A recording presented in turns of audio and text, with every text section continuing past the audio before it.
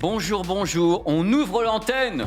On ouvre l'antenne du stream avec le JDH. Bon, qui a la crève en plateau? Qui va tousser ou pas? Parce que Lui. Tout le monde. voilà, combien qui sont en sortie de crève? Parce que je dois avouer, je ne sais pas ce qui se passe actuellement. On essaye de lutter, mais là on est là. Donc vous allez avoir quand même des moments où on va muter le son parce que vous avez des gens qui se mouchent et tout. C'est un véritable bonheur. Je suis très très heureux de vous accueillir pour un JDH avec plein de choses, dont une nouvelle rubrique en plus. Parce que tout à l'heure on a encore rajouté des rubriques. À un moment donné, on a attaqué directement. Pardon. Donc une nouvelle rubrique tout à l'heure. Donc je vais vous présenter déjà un petit peu la bande Crash la mort qui est avec moi. Amandine, du journal du Geek, comment ça va? Bonjour, eh ben ça va, malade, mais ça va.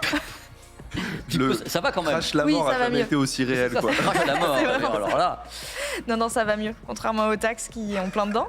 lui, au taxe au bout de sa vie. Alors, Amandine, tu vas nous parler de quoi tout à l'heure? Moi, je vais vous parler de Google, des smartphones et aussi... non, C'est pas grave. des prix d'achat de smartphones, c'est bien. C'est vachement bien. Oui. Oh, passe un bon moment. Reza, comment ça va? Bah écoute, ça va très bien. Très très bien, Pépé.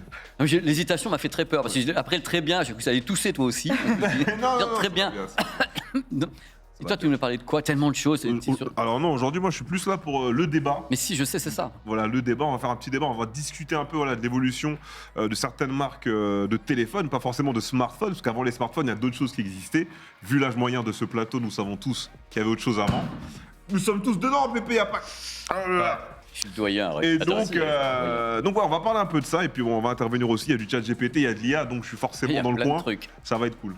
Merci, je me régale par avance. À propos de régalade, Mais Captain oui. Web, Et oui, je ne suis pas malade, c'est incroyable. il y en a un qui... Attends, t'inquiète. Oui, voilà, ça va J'arrive. pas durer longtemps. On aurait dû mettre les malades du même côté du plateau, en fait. On a C'est été vrai un que peu- là, du coup, on est Là, bien du placé. coup, Mais c'est pas grave. Oui, il y a plein de sujets aussi aujourd'hui. Un de mes sujets préférés, on va parler des plus gros carnivores de la technologie, à savoir les vendeurs d'imprimantes. J'adore ça.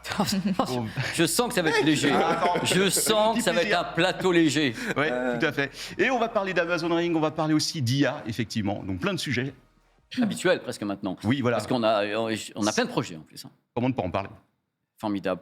Otaksu, dis-moi quand même que ça va. Ah, mais ça va superbement bien. D'autant plus que je vous fais le test d'un produit qui rappelle pourquoi les journalistes tech sont importants dans ce milieu. Je ne vous en dirai pas plus avant le test, mais c'est parfait. Non, mais est-ce Parfait. que, avant qu'on commence, que les gens soient ambiancés, on va se faire des amis aujourd'hui? Auprès Regarde, des pas de réponse, pas de consommateurs, oui. Auprès de Samsung, je ne suis pas forcément certain. Mais si, évidemment, on fait Non. des bisous aux équipes. Mais On va il être y là a pour certains dire les produits qui choses. sont bons, il y a d'autres produits où il faut qu'on parle. Voilà, c'est tout. Écoutez, ça s'annonce très très très bien et de ce fait, on va attaquer une des rubriques qui est l'actu de la semaine, pendant qu'en régie se prépare comme ça, appuie sur le bouton. Allez, on envoie le jingle, les amours.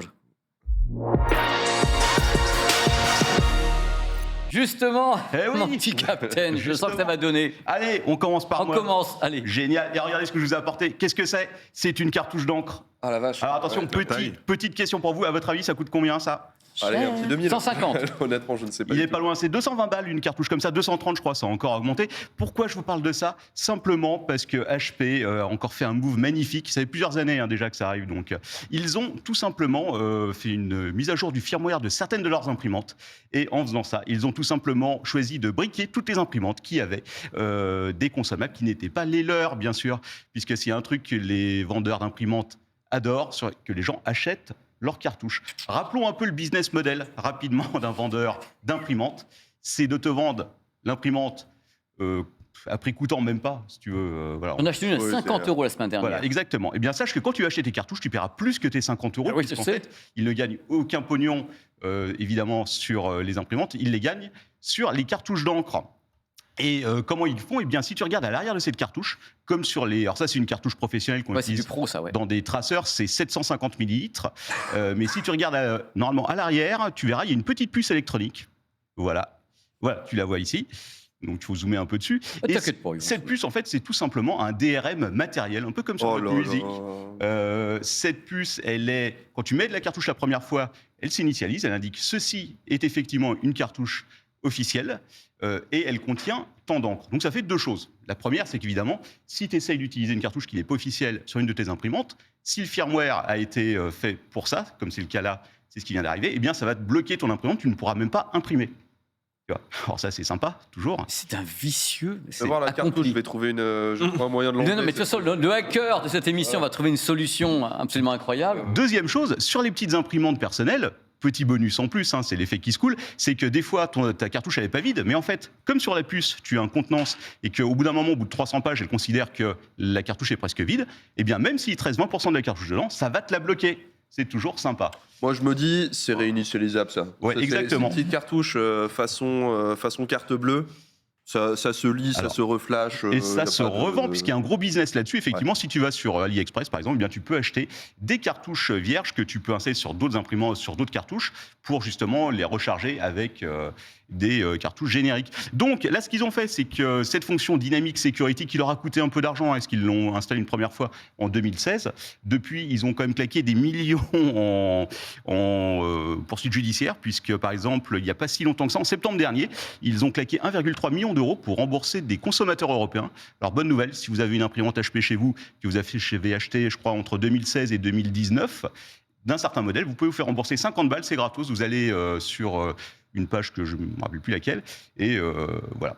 Alors, un truc qui est intéressant là-dedans, c'est qu'effectivement, c'est l'encre, ils se font un gros business dessus, tout simplement parce que c'est quasiment, peut-être pas le liquide le plus cher au monde, mais presque. Alors, à votre avis, qu'est-ce qui coûte le plus cher en termes de millilitres, au millilitre? Du Chanel numéro 5 ou ou de Moi, l'encre je dis pour ça, imprimante? Moi, je dis ça. Largement. Ouais. Sincèrement, Effectivement, je vous ai trouvé les prix pour quand même. Le millilitre coûte 2,14 € pour du Chanel numéro 5. Il coûte 8 € le millilitre sur de l'encre. C'est génial. C'est un Et faux avec cap, 1 millilitre, tu fais combien à peu près en termes de. Alors en gros, ça c'est une cartouche spéciale, mais sur les cartouches généralement XL noir et blanc que tu trouves sur les imprimantes basiques que tu achètes à 50 balles, ils considèrent que tu peux faire 300 pages avec. Noir Quand et blanc. même. Ok. Pages avec 5% de couverture. D'accord. Ça veut dire Ouais. que c'est pour du texte, si tu veux, si Voilà. tu penses à imprimer des grosses C'est du images. texte, c'est pas une image. Voilà, exactement. Ok. Tout à fait. Et je crois qu'il y avait un petit article de TF1 que j'avais mis dans le runner. Ils avaient fait une petite étude dessus. Ils avaient calculé que le litre d'encre coûtait, en gros, si tu l'achetais comme ça, cartouche par cartouche, 2800 € le litre. Parce que ça, c'est des grosses cartouches qu'on achète 220 €, mais on ne paye pas cher en réalité par rapport. Jesus. Les petites cartouches que tu as pour ton imprimante perso, 2800 balles le litre. Et c'est probablement le produit qui fait la plus grosse marge au monde, parce qu'on est sur des milliers de pourcentages de marge. Parce qu'en fait, ça coûte rien, c'est un tout petit peu de plastique. Et l'encre en elle-même, si tu veux, ils ont beau dire que c'est des encres exceptionnelles, ça coûte pas tellement. C'est de l'encre au bout d'un moment. Quand Voilà. même, Exactement.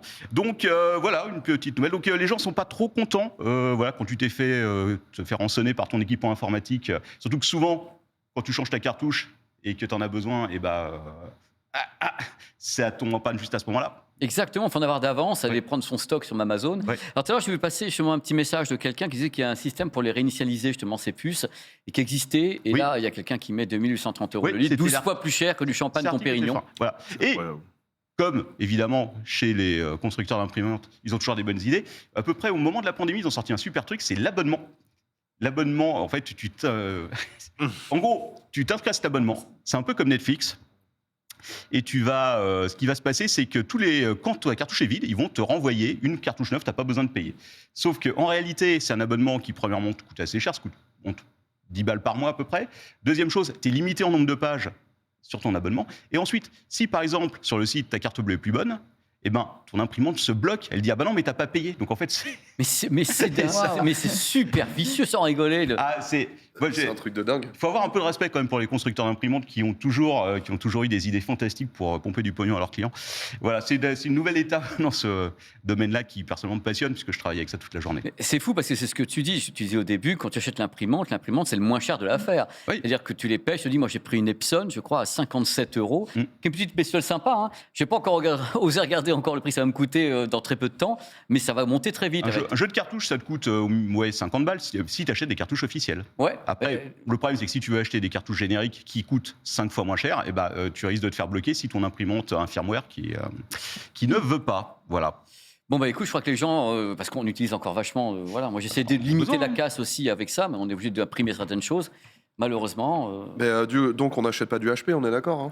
De toute façon, c'est un peu la même chose partout. Ça, c'est de l'Epson. Je me suis dit, C'est ça le y est, même principe. Hein. ça y est, c'est parti. Ah non, mais soyons.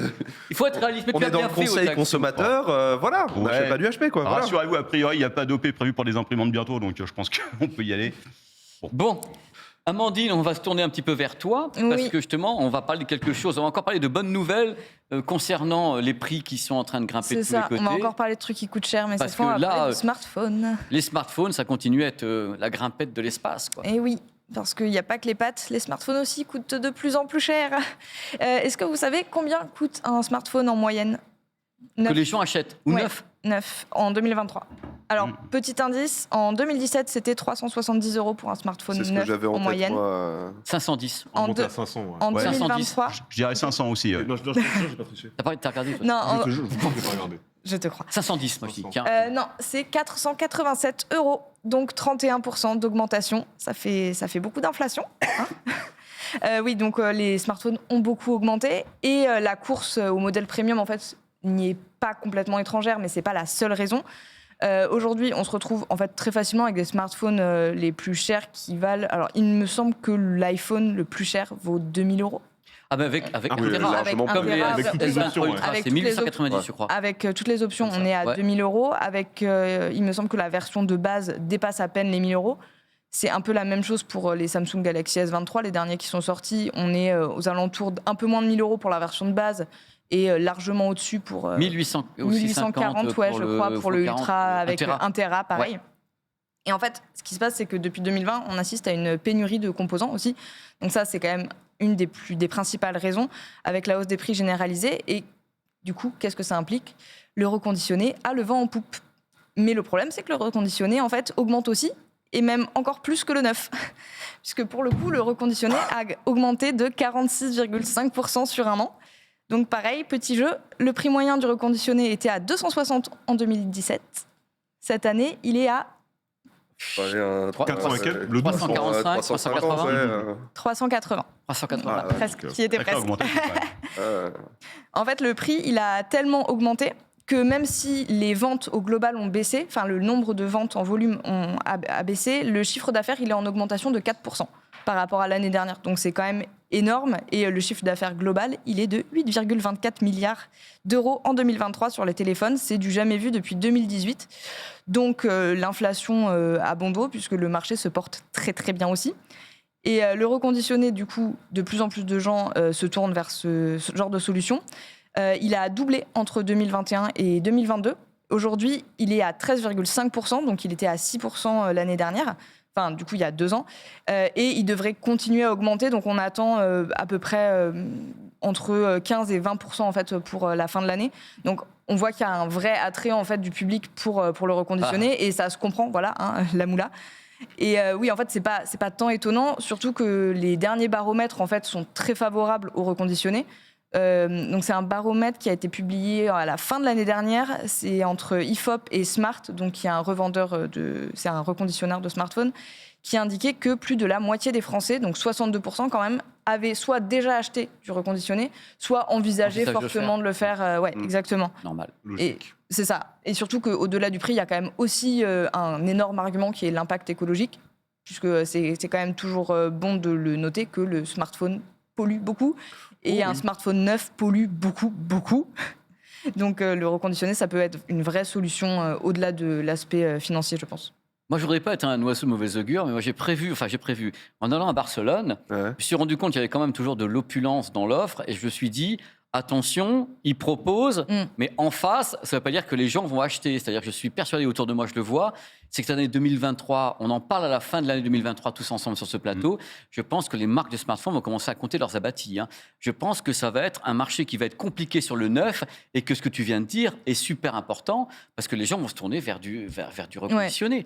Parce que donc, déjà pour la planète, et se dire, voilà, maintenant les smartphones avant, on avait l'impression, quand j'ai commencé justement avec les smartphones dans ma petite carrière, quand on changeait tous les 9 mois, c'était normal.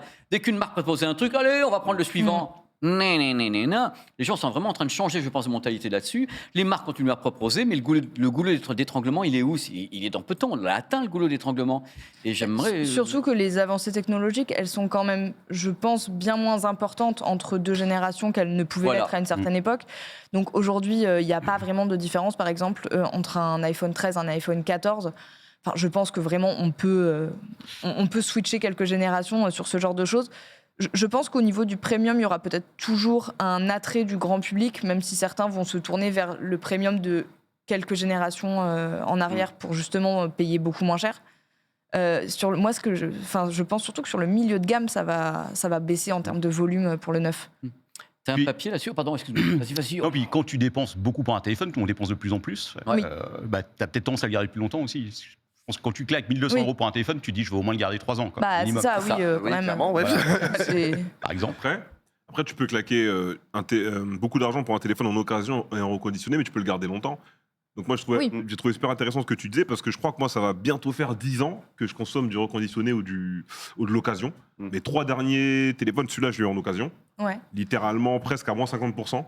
Mon téléphone précédent, je l'avais eu en reconditionné, celui d'avant en reconditionné, celui d'avant en occasion. Donc je crois que depuis 2014 à peu près, j'ai fait occasion, reconditionné, occasion. Parce que déjà, je me vois absolument pas mettre 1300 euros dans un téléphone, même si j'en ai besoin.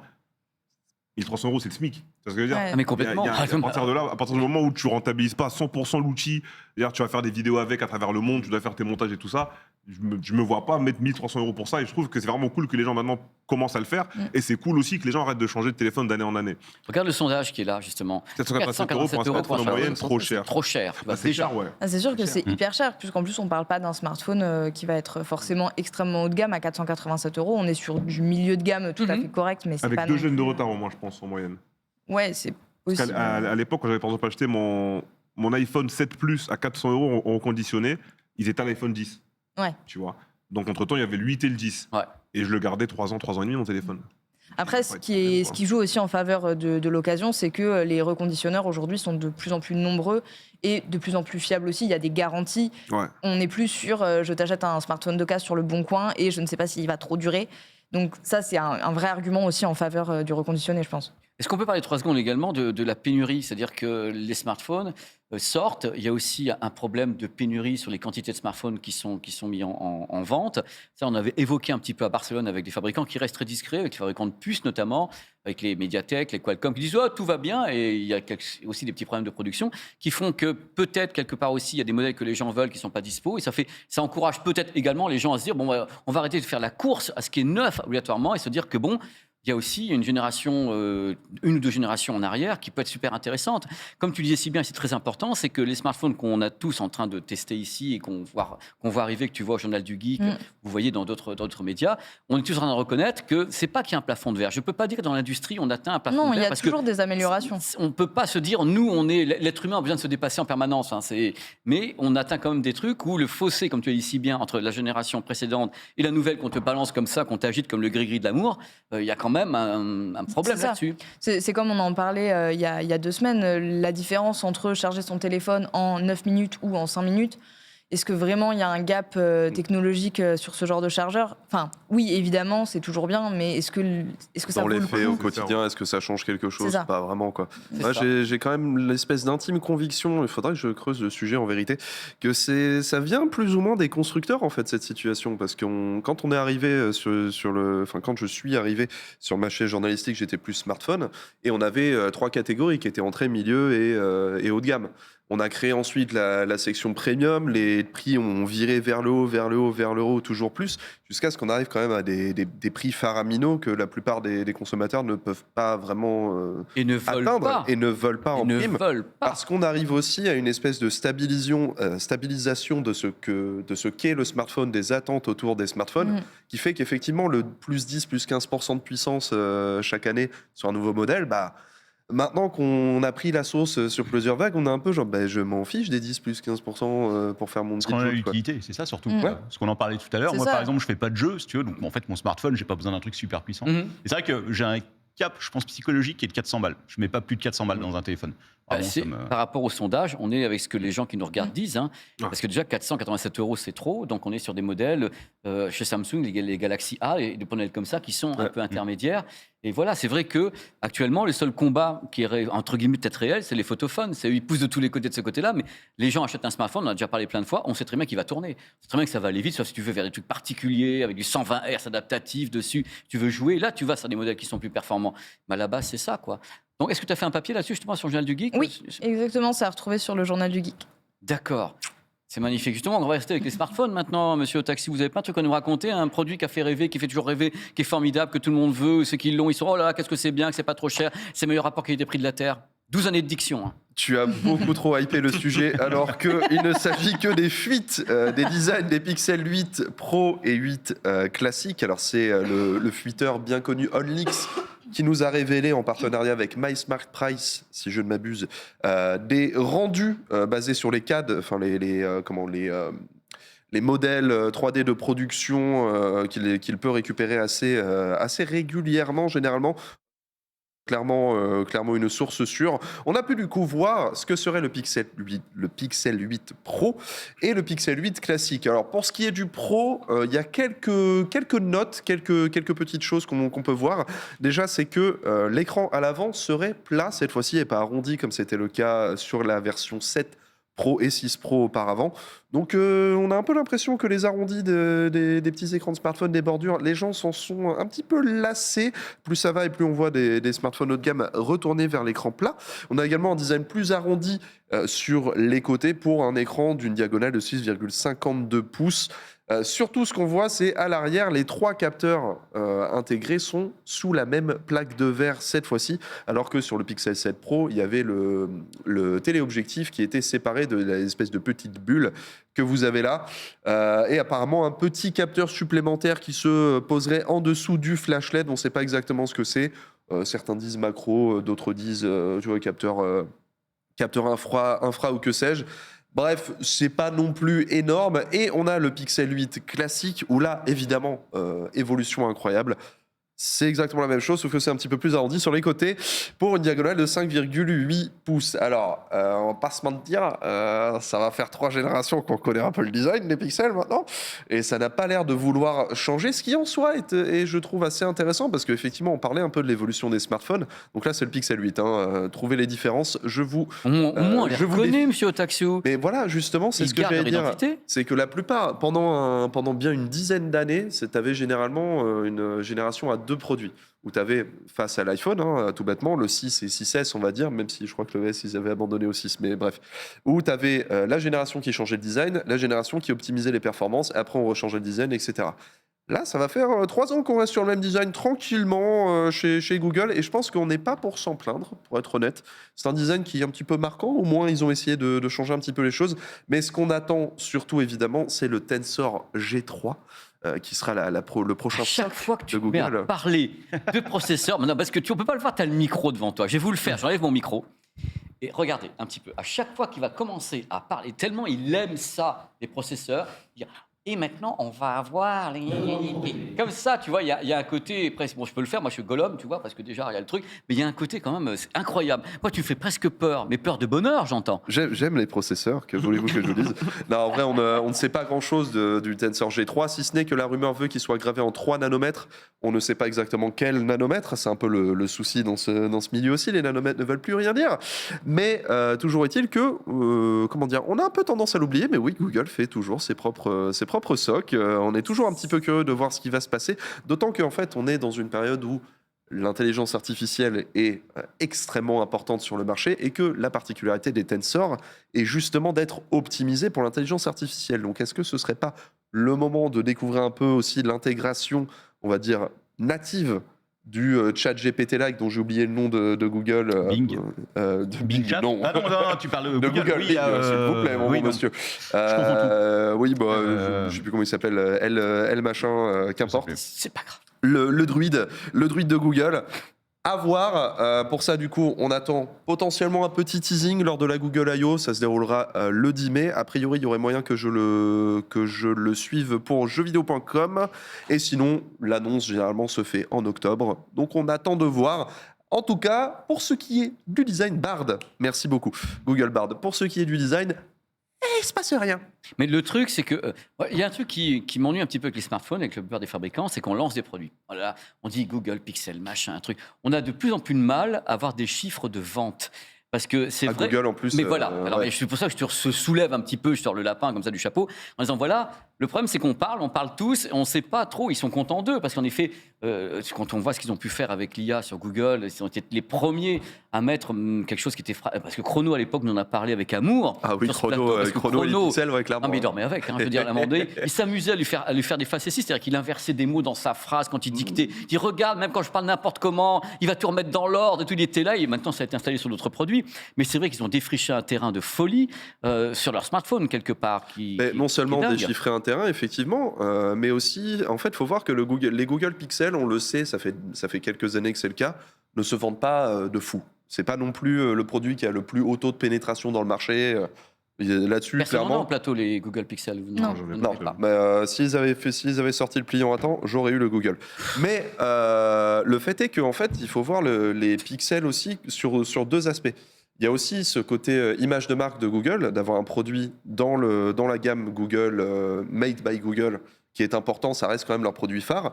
Et aussi, Google, en fait, se fait surtout la marge sur les services qu'ils vendent via ça. Ça va être le Google Assistant, ça va être le Discover qu'on utilise un petit Ah, peu mais qui tous. met sur les Ça va enceintes. être qui met météo, partout. enceinte, Ils vendent à tout le monde. exactement. Ouais. Donc du coup, ça reste un produit extrêmement important pour eux et c'est pas étonnant du coup qu'ils n'aient pas abandonné le projet, qu'ils aient racheté les brevets de Motorola, etc., etc. Même les équipes, il me semble qu'il y avait un bout des équipes de HTC pour la Pixel 6. Ne Mais regardez voilà. pas, je ne le sais pas. Bon, de mémoire, c'est ça. Ils avaient racheté une bonne partie des équipes de HTC pour convertir de Nexus à Pixel. Justement, c'était le gros. Ça commence à dater. On commence à en avoir un petit peu sous les aisselles, on va dire. Mais voilà. Pixel 8, rien ne va changer et c'est peut-être pour le mieux. Bah, écoute, on va voir quand il y aura l'annonce au mois de mai, puis après on verra les produits Alors, arriver. l'annonce n'est pas Non. dite. Généralement, Google J'entends. I.O., il n'y a pas d'annonce produit. Ils Par peuvent, contre, il peut y avoir des petits teasers. ils peuvent balancer 2-3 petits trucs pour faire Voilà. supputer ce On qui va se découvrira passer Android après. 14 avant toute chose. C'est le but de la manœuvre. Voilà. Et tu nous feras un plaisir de nous en parler. Avec grand plaisir. Je vais vous parler d'Android 14. Et moi, je vais être là, je vais dire, mais oui, fais donc ça. On va Alors, parler par contre- d'SDK et d'API, wesh. Oui. Voilà, ça qu'on Monsieur veut. Otaxou, s'il vous plaît, un peu de tenue. C'est une maison qui a été fondée il y a longtemps ici. Donc, on va parler maintenant d'un truc qui m'effraie un peu parce que quand j'ai lu tout à l'heure dans le Runner, Captain parlait d'une sonnette connectée qui prend en otage les gens. Donc moi, ça En m'effraie. otage est un peu exagéré. Mais non, ne mais le je cachons pas. lis le Runner. On me dit prendre en otage. C'est quoi J'aime bien exagérer les choses. Mais oui, non, mais aussi. Ring, donc les sonnettes d'Amazon, on en a parlé de nombreuses fois ici. On avait entre les nouveaux produits, l'émission de télé-réalité, je sais pas où ça en est, il faudrait que je me renseigne là-dessus. Rappelons-nous. Là, non, c'est une autre nouvelle, c'est qu'a priori, alors c'est une rumeur aussi, mais d'après les fuites qu'il y aurait eu du Slack interne de Facebook, d'Amazon, ce sera probablement vrai, il y aurait eu une grosse fuite de données puisqu'ils se seraient fait hacker. En tout cas, pas directement Amazon Ring, mais un de leurs fournisseurs qui potentiellement aurait quand même des bases de données clients, etc., qui pourrait être un peu gênante. Alors, qui c'est Tout qui a va fait bien. ça? C'est un groupe de pirates russes que vous connaissez peut-être, qui se prononce Alphv. Alors, c'est ALPHV, c'est imprononçable. Voilà. Par contre, un truc qui est un peu plus prononçable, c'est Black Cat, c'est le RAAS qu'ils utilisent. Alors, est-ce que vous savez ce que c'est qu'un RAAS? Alors, AAS, non, j'ai pas du tout. À ce service. Donc, c'est un putain, oui. ransomware à ce service. Qu'est-ce que c'est que le ransomware à ce service? Une demande de rançon électronique. Voilà, exactement. Mais alors, le truc, c'est que jusqu'à il y a encore quelques années, les hackers, ils faisaient eux-mêmes leurs programmes. Des fois, ils utilisaient des programmes d'autres personnes. Mais en tout cas, c'était généralement des personnes techniquement capables de hacker des ordinateurs. Là, ce qui se passe, c'est que tu as des groupes qui fabriquent des logiciels. Et en fait, ils le vendent à d'autres. Donc, d'un côté, tu as les groupes de hackers qui te fabriquent des logiciels qui peuvent être utilisés par n'importe qui, parce qu'en gros, c'est comme un programme Windows. Tu le télécharges, tu l'installes, il te demande vous voulez quoi dedans, du ransomware, vous voulez crypter les données, etc. Et tu as des groupes qui les utilisent pour, du coup, attaquer des entreprises. Voilà. Et dans le cas de Alf, qui est donc un groupe de hackers qui utilise ce type de ransomware, ils sont très connus parce qu'ils avaient entre autres, par exemple, l'hôpital de Corbeil-Essonnes. Ah, c'est rappelez-vous. C'est eux, oui, tout à fait. Ouais. Donc, Ok. il y a 3 méthodes. C'est ce qu'on appelle la triple peine dans ce genre de cas. Quand ils arrivent à s'intégrer dans un système, en fait, ils vont pas directement faire quelque chose. C'est-à-dire qu'ils rentrent dans un système, ils chopent des données. Et là, si tu veux, il y a probablement ce que j'imaginais être une sorte de réunion, si tu veux. Ils sont autour d'une grande table et tout. Ils font. Alors, Les Illuminati. voilà, c'est ça. Ils disent, alors, on a chopé ça comme données. C'est-à-dire que c'est pas automatiquement, si tu veux, du ransomware. Ils vont décider ce qu'ils vont faire avec. Parce que ça peut être des fois plus intéressant de faire chanter l'entreprise en disant, regardez, on a toutes vos données et tout, public ou pas. Donc, si les mecs veulent pas payer, de dire, ce qu'on va faire, c'est qu'on va balancer un petit morceau là sur Internet pour vous montrer qu'il serait peut-être temps que vous payiez, parce que sinon tout va se balancer. Ils peuvent aussi choisir de crypter l'intégralité des données et de tout bloquer, comme c'était le cas effectivement à l'hôpital de Corbeil-Essonnes, en disant bon voilà, c'est 1 million, ou alors vous n'avez plus accès à vos données. Et il y a encore d'autres techniques, comme la troisième, c'est le denial of service, donc le fait en plus d'attaquer l'infrastructure avec des attaques DOS, donc qui vont saturer. Donc on n'est pas dans le petit hacker qui est derrière son ordinateur. On est quand même sur quelque chose d'assez balèze. Et là, en l'occurrence, en mai 2022, les sonnettes Ring avaient eu l'application Android avait eu une petite mise à jour très très discrète, mais de sécurité qui était assez importante. Et il est possible qu'en fait la faille de sécurité vienne de là. Et auquel cas cette faille de sécurité quand même corrigeait des fuites de données qui concernaient le nom des utilisateurs, leur adresse, les messages Oh la et aussi vache. potentiellement des vidéos. Alors depuis, je crois qu'ils ont crypté le tout, donc c'est un peu plus safe. Mais les données de l'environnement Ring, on en a déjà parlé, c'est un peu catastrophique parce que c'est des caméras qui filment devant chez toi. Ça, en plus, c'est un espace potentiellement public. C'est des données qui s'échangent parce que tu peux prévenir des services de sécurité avec. Là aussi, il y avait des deals avec la police, etc. Donc, c'est un écosystème. Si vraiment il y a un gros hack dessus, une grosse fuite de données, c'est potentiellement, ça peut faire assez mal du point de vue image de marque pour Amazon. Donc, voilà. C'est que des bonnes nouvelles. Quand on Que des- entend ça, bien on a sûr. déjà des Toujours. sueurs froides dans le Toujours. dos. Puis, Si. Ouais. pardon. Non, vas-y. Non, je voulais juste rajouter, parce que, bon, enfin, voilà, c'est que ce qu'on oublie aussi avec les objets connectés, c'est que c'est potentiellement aussi plein de points qui peuvent être utilisés, de machines qui peuvent être utilisées pour des attaques. On parlait justement du DDoS, donc c'est cette idée de saturer un serveur avec des requêtes. Si on prend contrôle, on va dire que toutes ces lampes-là sont connectées. Si on prend le contrôle de 20 lampes, ça veut dire que c'est 20 lampes qui peuvent envoyer un ping à un serveur. Donc quand tu récupères tout un réseau d'objets connectés comme ça, tu as non seulement cette puissance de chiffrement possible des données qui font chier les utilisateurs, tu as cette puissance de récupérer les données, les revendre et tout, mais tu as aussi la puissance de frappe de la machine elle-même. Donc c'est vraiment très très important que les objets connectés soient sécurisés aux petits oignons, quoi. Et est-ce qu'il y a un système qui les sécurise mieux qu'un autre? C'est-à-dire Oui. qu'on utilise beaucoup de trucs. On parle de Matter, on parle de plusieurs trucs, de HomeKit. Mystérieux. Est-ce qu'il y a un système qui est... Désactiver le sans-fil. Eh Et ben je ne voilà. rigole absolument pas. Ouais. C'est la meilleure façon de Totalement. sécuriser un objet connecté. Parce qu'au final, la sécurité ultime n'existe pas. À partir du moment où un objet est connecté à Internet ou à un réseau quelconque, il peut être piraté. Voilà. Puis Après, dans le cloud, Bonne chance, messieurs, dames. dans le cloud, en fait, il y a un seul point d'accès. Donc, si effectivement Amazon se fait hacker, ils ont énormément de données.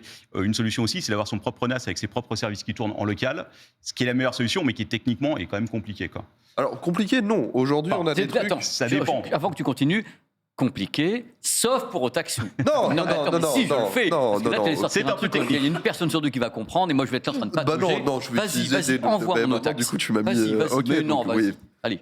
Effectivement, on peut utiliser un truc comme un Raspberry Pi, par exemple, et une solution libre gros qui monstre s'appelle lâché. Home Assistant pour réaliser ces choses. Le seul souci qui est un petit peu dommage, c'est que tous les constructeurs ne supportent pas d'utiliser leur objet connecté dans un réseau local, en fait. On sait par exemple Xiaomi, je sais qu'il y a une génération d'ampoules qui peut être utilisée dans un réseau local et la génération d'après est obligatoirement connectée sur serveur. Donc c'est là où Ils ont le droit de faire ça? Bah oui, hein, c'est dans le produit, il n'y a pas de feinte, hein, clairement. Mais c'est là où effectivement on ouvre du coup le nombre de points d'accès faillibles possibles. Mhm. Alors que bon, si on resserre sur au moins un réseau local, ça reste Le l'idée LAN, tu de... peux gérer un peu mieux que le WAN, ouais. Ouais, puis il faut avoir un accès physique pour pouvoir hacker. Il y a déjà énormément de choses qui Mais sécurisent ça pas reste mal. quand même compliqué pour la plupart des personnes.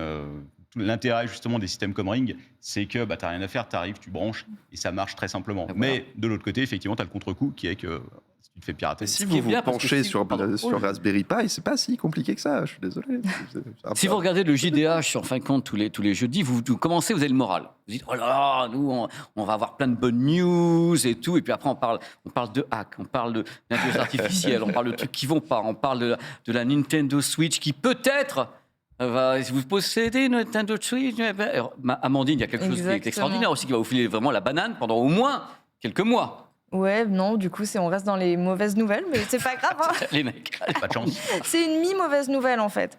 Puisque déjà, c'est une rumeur qu'il faut prendre avec des grosses pincettes, je préviens d'emblée. La Nintendo Switch, vous savez quel âge elle a? On est à 6-7 ans Elle a 6 ans et 10 ans. demi. Ouais. Elle a 6 ans, elle est sortie en 2017, donc elle commence à se faire un peu vieille. Elle était déjà vieille quand elle est sortie. Elle était déjà Et bien à elle la est- sortie, voilà, ouais, c'est ça le alors, problème. On y vient, c'est-à-dire qu'il y a eu Pas faux, une ouais. version Lite qui est sortie en 2019, une version OLED en 2021, mais déjà à l'époque, hein, le modèle ne brillait pas par sa puissance. J'étais pas mal quand même. Non, mais ça reste une très bonne console, mais elle ne brille pas par sa puissance, on va dire. Et il y a un modèle qu'on attend toujours, C'est le modèle Pro. Enfin, je sais plus vraiment si on l'attend ou pas, mais en tout Ça cas. fait 3 ans que j'ai abandonné, mais Voilà. j'ai attendu longtemps. Ouais. Sincèrement, oui, personne l'attend maintenant. Du coup, Oui. ça prendra sans doute la forme d'une Switch 2.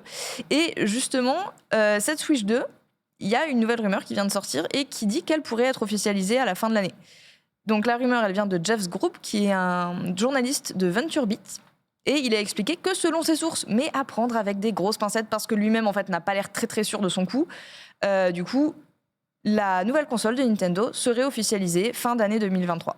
Donc ça, c'est plutôt une bonne nouvelle. Mais l'autre info qu'il a, qui cette fois est un peu moins réjouissante, mais qui encore une fois est à prendre avec des grosses pincettes, c'est que, toujours selon lui, la nouvelle Switch ne serait pas compatible avec l'ancienne. C'est-à-dire que vous ne pourrez a priori pas lancer les jeux de la Switch sur la Switch 2, la Switch Pro, enfin, comme vous voulez l'appeler, mais sur la nouvelle Switch. Alors pourquoi ? Parce que Nintendo. que c'est des grosses pinces. simplement. Parce que la Tegra X1, parce que... Mais non, mais ça, c'est une fausse excuse. Mais... Bien sûr que c'est une fausse excuse, mais en tout cas, c'est l'excuse qui sera officiellement avancée, c'est-à-dire que cette puce fabriquée par Nvidia, elle équipait déjà les Shield, il me semble, Oui, les depuis Shield, 2015. je te confirme. Donc Ouais, autant je te te dire confirme, les Shield. qu'elle n'est plus toute jeune. Si une Switch 2 sort, elle aura forcément une architecture qui sera modernisée, ça c'est sûr. Et du coup, ça va poser problème avec les jeux qui seront compatibles Nintendo Switch vers la Nintendo Switch 2. Il y a quand même des solutions qui sont déjà évoquées. Donc encore une fois, c'est une rumeur. Donc voilà. Mais les solutions qui sont évoquées, en fait, il y en a deux principalement. C'est d'abord le fait que Nintendo et Nvidia bossent ensemble pour en fait garder la Tegra X1. Mais ça paraît assez peu probable. J'ai l'impression que ça nécessiterait beaucoup de travail pour... Les premières rumeurs voulaient que Nintendo continue à bosser avec Nvidia sur une nouvelle puce. Ouais, À ce moment-là, une architecture quand même assez similaire. Sachant d'accord. que le Tegra X1, ça reste un processeur ARM 64 bits assez convenu finalement. Donc ça poserait pas vraiment de soucis, à moins qu'ils se décident à aller sur un x86 64 à la même manière qu'un Steam Deck ou un truc comme ça. Je vois pas comment comment ça poserait souci pour la rétrocompatibilité. Ça n'engage que moi après, mais... Écoute, on leur demandera. Non, la deuxième solution qui est avancée aussi, c'est en fait tout simplement d'inclure une Tegra X1 en plus de l'architecture modernisée. C'est quelque chose qui avait déjà été fait avec la Wii, il me semble, qui comprenait déjà le chipset de la GameCube. GameCube. Ouais, Ouais. c'est ça. Hein. Comme ça, enfin du coup, on pouvait jouer à des jeux GameCube.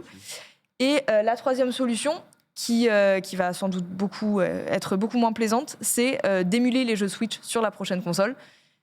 Et dans ces cas-là, ça pourrait être inclus dans un nouvel abonnement online, comme c'est déjà le cas sur la NES, la Super NES, la Game Boy.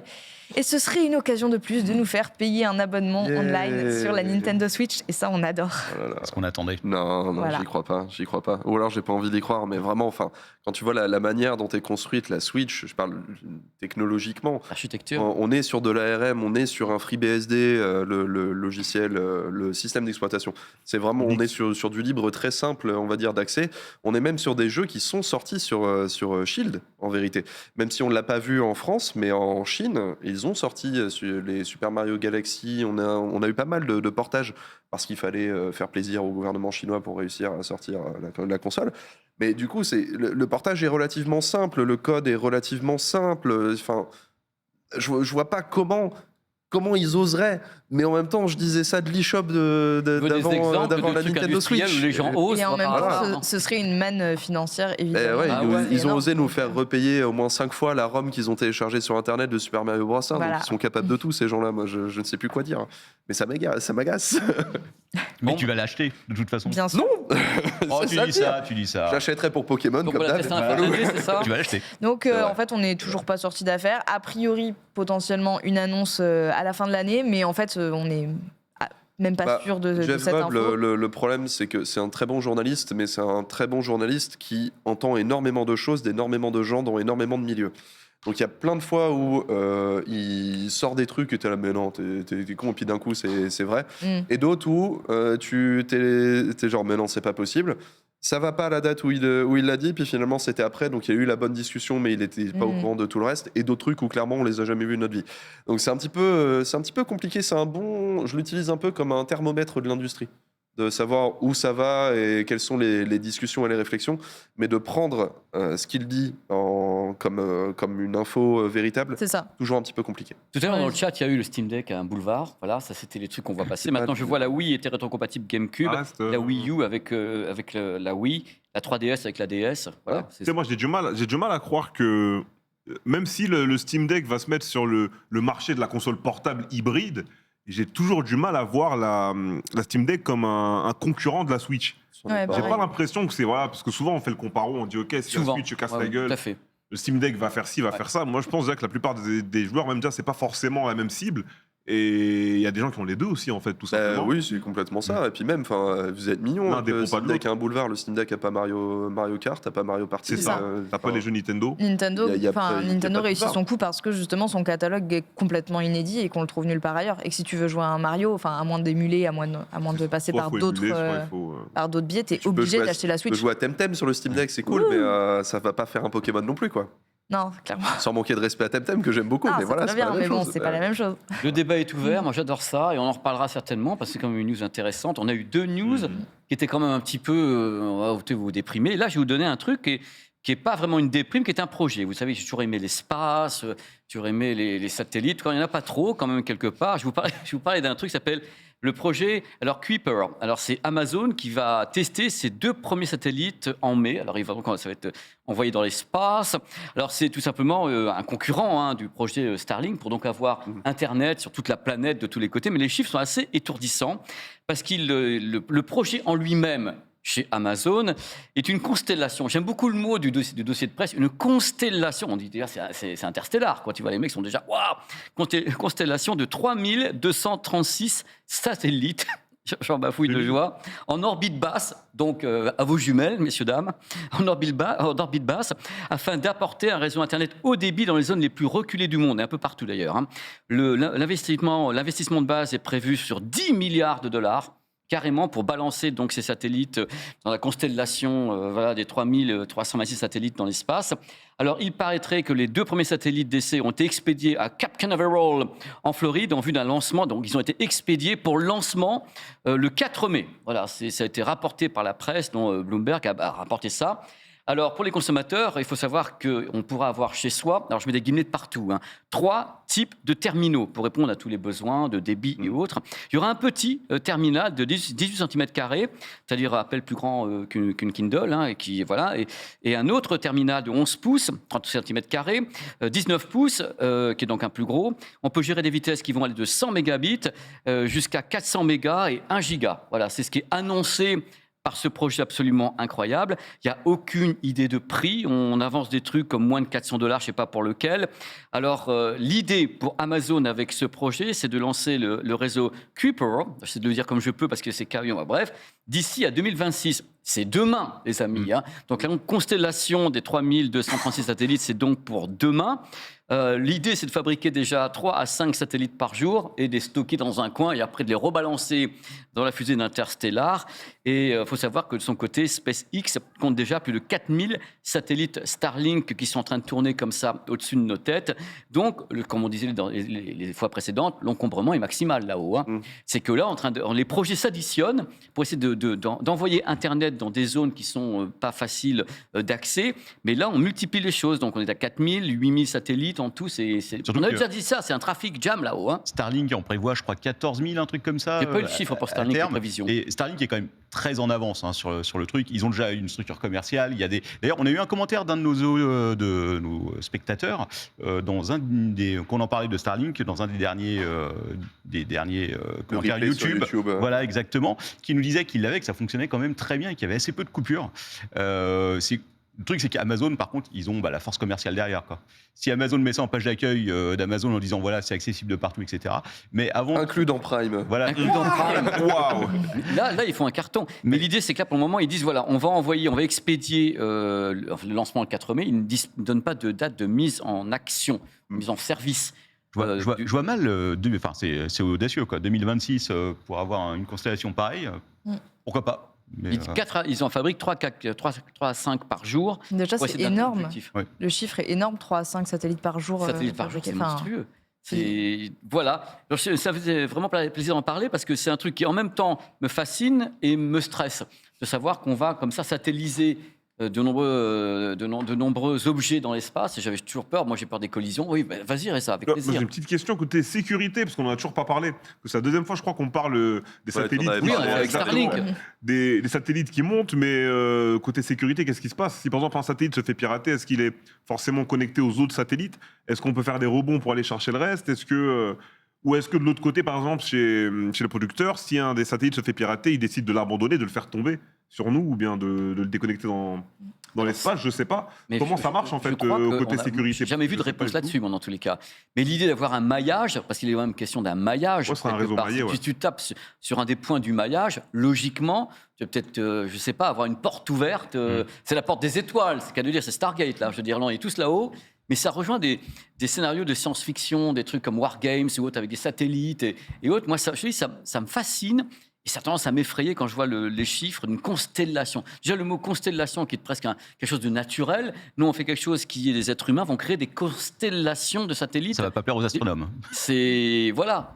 Mais ça serait intéressant de recevoir un jour ou pouvoir parler à des gens qui sont justement sur l'astronomie ou autres qui peuvent nous répondre là-dessus. Mais je pense qu'il y a beaucoup de données qui sont sensibles et secrètes. Notamment, ta question est vachement bien, Reza, mais je pense pas qu'il y ait une réponse qui soit pour le moment Pour l'instant, donnée ouais. sur comment est-ce qu'ils communiquent entre eux, ces satellites, et est-ce que si on attaque un, si on trouve une faille, est-ce que les autres tombent aussi? Pour l'instant, ils parlent aux investisseurs, donc je pense que le dernier truc dont ils ont envie de parler, c'est oui, au fait, c'est un La réseau sécu, maillé ouais. où si t'en attaques un, on a tout qui est perdu, quoi. Bon, après, c'est un fournisseur d'accès, hein, où finalement, Ouais. physiquement, tu as la même chose dans les centres de données. Oui. Physiquement. Après, la question qui Physiquement, va se poser aussi Oui. sur le plan pratique, c'est qu'est-ce qu'on fait avec tous ces satellites dans l'espace? Puisqu'en fait, on arrive à un truc où de plus en plus d'entreprises privées lancent leur constellation de satellites, leur arsenal. Leur arsenal. Pas grave, c'est joli quand même. je ne sais pas.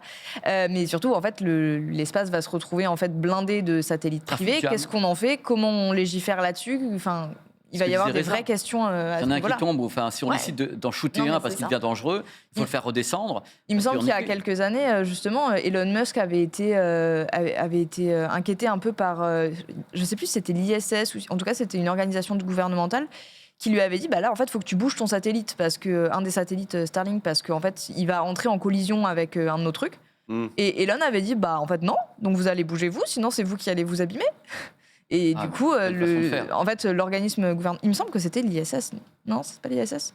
Peut-être dans le chat, ils ont Ouais, la j'ai un réponse. doute. Ouais. Ils ont la Enfin, en tout cas, finalement, Elon n'avait pas bougé. Il n'a pas bougé le satellite. Voilà, il n'avait pas bougé et du coup, l'organisme gouvernemental avait dû bouger lui et faire. Bah, son- bien sûr. Bah, bien sûr, enfin, pourquoi Place au sale gamin plutôt qu'un Évidemment. organisme gouvernemental. Ouais. Ah là là Ouais, là les là satellites là. Starlink ont de quoi rentrer, enfin les faire désorbiter. Je sais pas si c'est seulement les dernières générations, mais c'est prévu. Bon, bah, ça promet encore des belles discussions parce que ça fait plusieurs fois qu'on en parle quand même ici. Et- On n'a pas fini et parce que c'est on un n'a pas énorme, fini de ça. c'est un énorme sujet. Et Ouais. là, Starlink a annoncé que ça y est, ils avaient lancé leur offre mobile.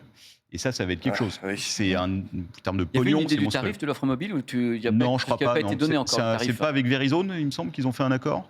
Mais en tout cas, ça va arriver d'ici 2 ans probablement. Et potentiellement, c'est un marché absolument monstrueux. Il est gigantesque, il est planétaire. Mm. Voilà, donc c'est ça qui est intéressant. On reste avec toi, Monsieur Captain, Ah bon avec des projets de crowdfunding. Oui, tout Il y en à a fait. plusieurs en plus et je vois, il y a des trucs qui ont l'air super intéressants. Écoute, j'attends ça, là. je vous en ai choisi 3 Ah ouais, cette trop fort. semaine. Alors, on va commencer par l'Eye Contact Caméra, parce que, évidemment, on a tous des caméras sur nos ordinateurs. Et cette caméra est une mauvaise réponse à un problème qui n'existe pas, une fois de plus.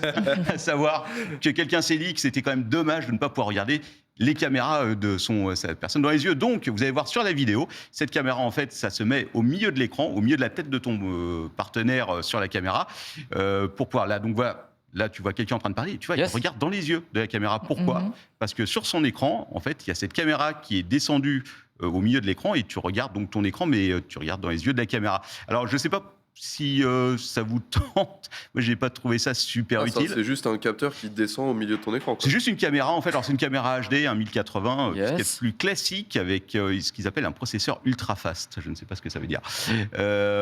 Personne ne sait là pour le coup. Voilà, exactement. Ça va Mais vite. c'est une bonne occasion pour vendre une caméra, quand même, un certain prix. À votre avis, ça coûte combien 149.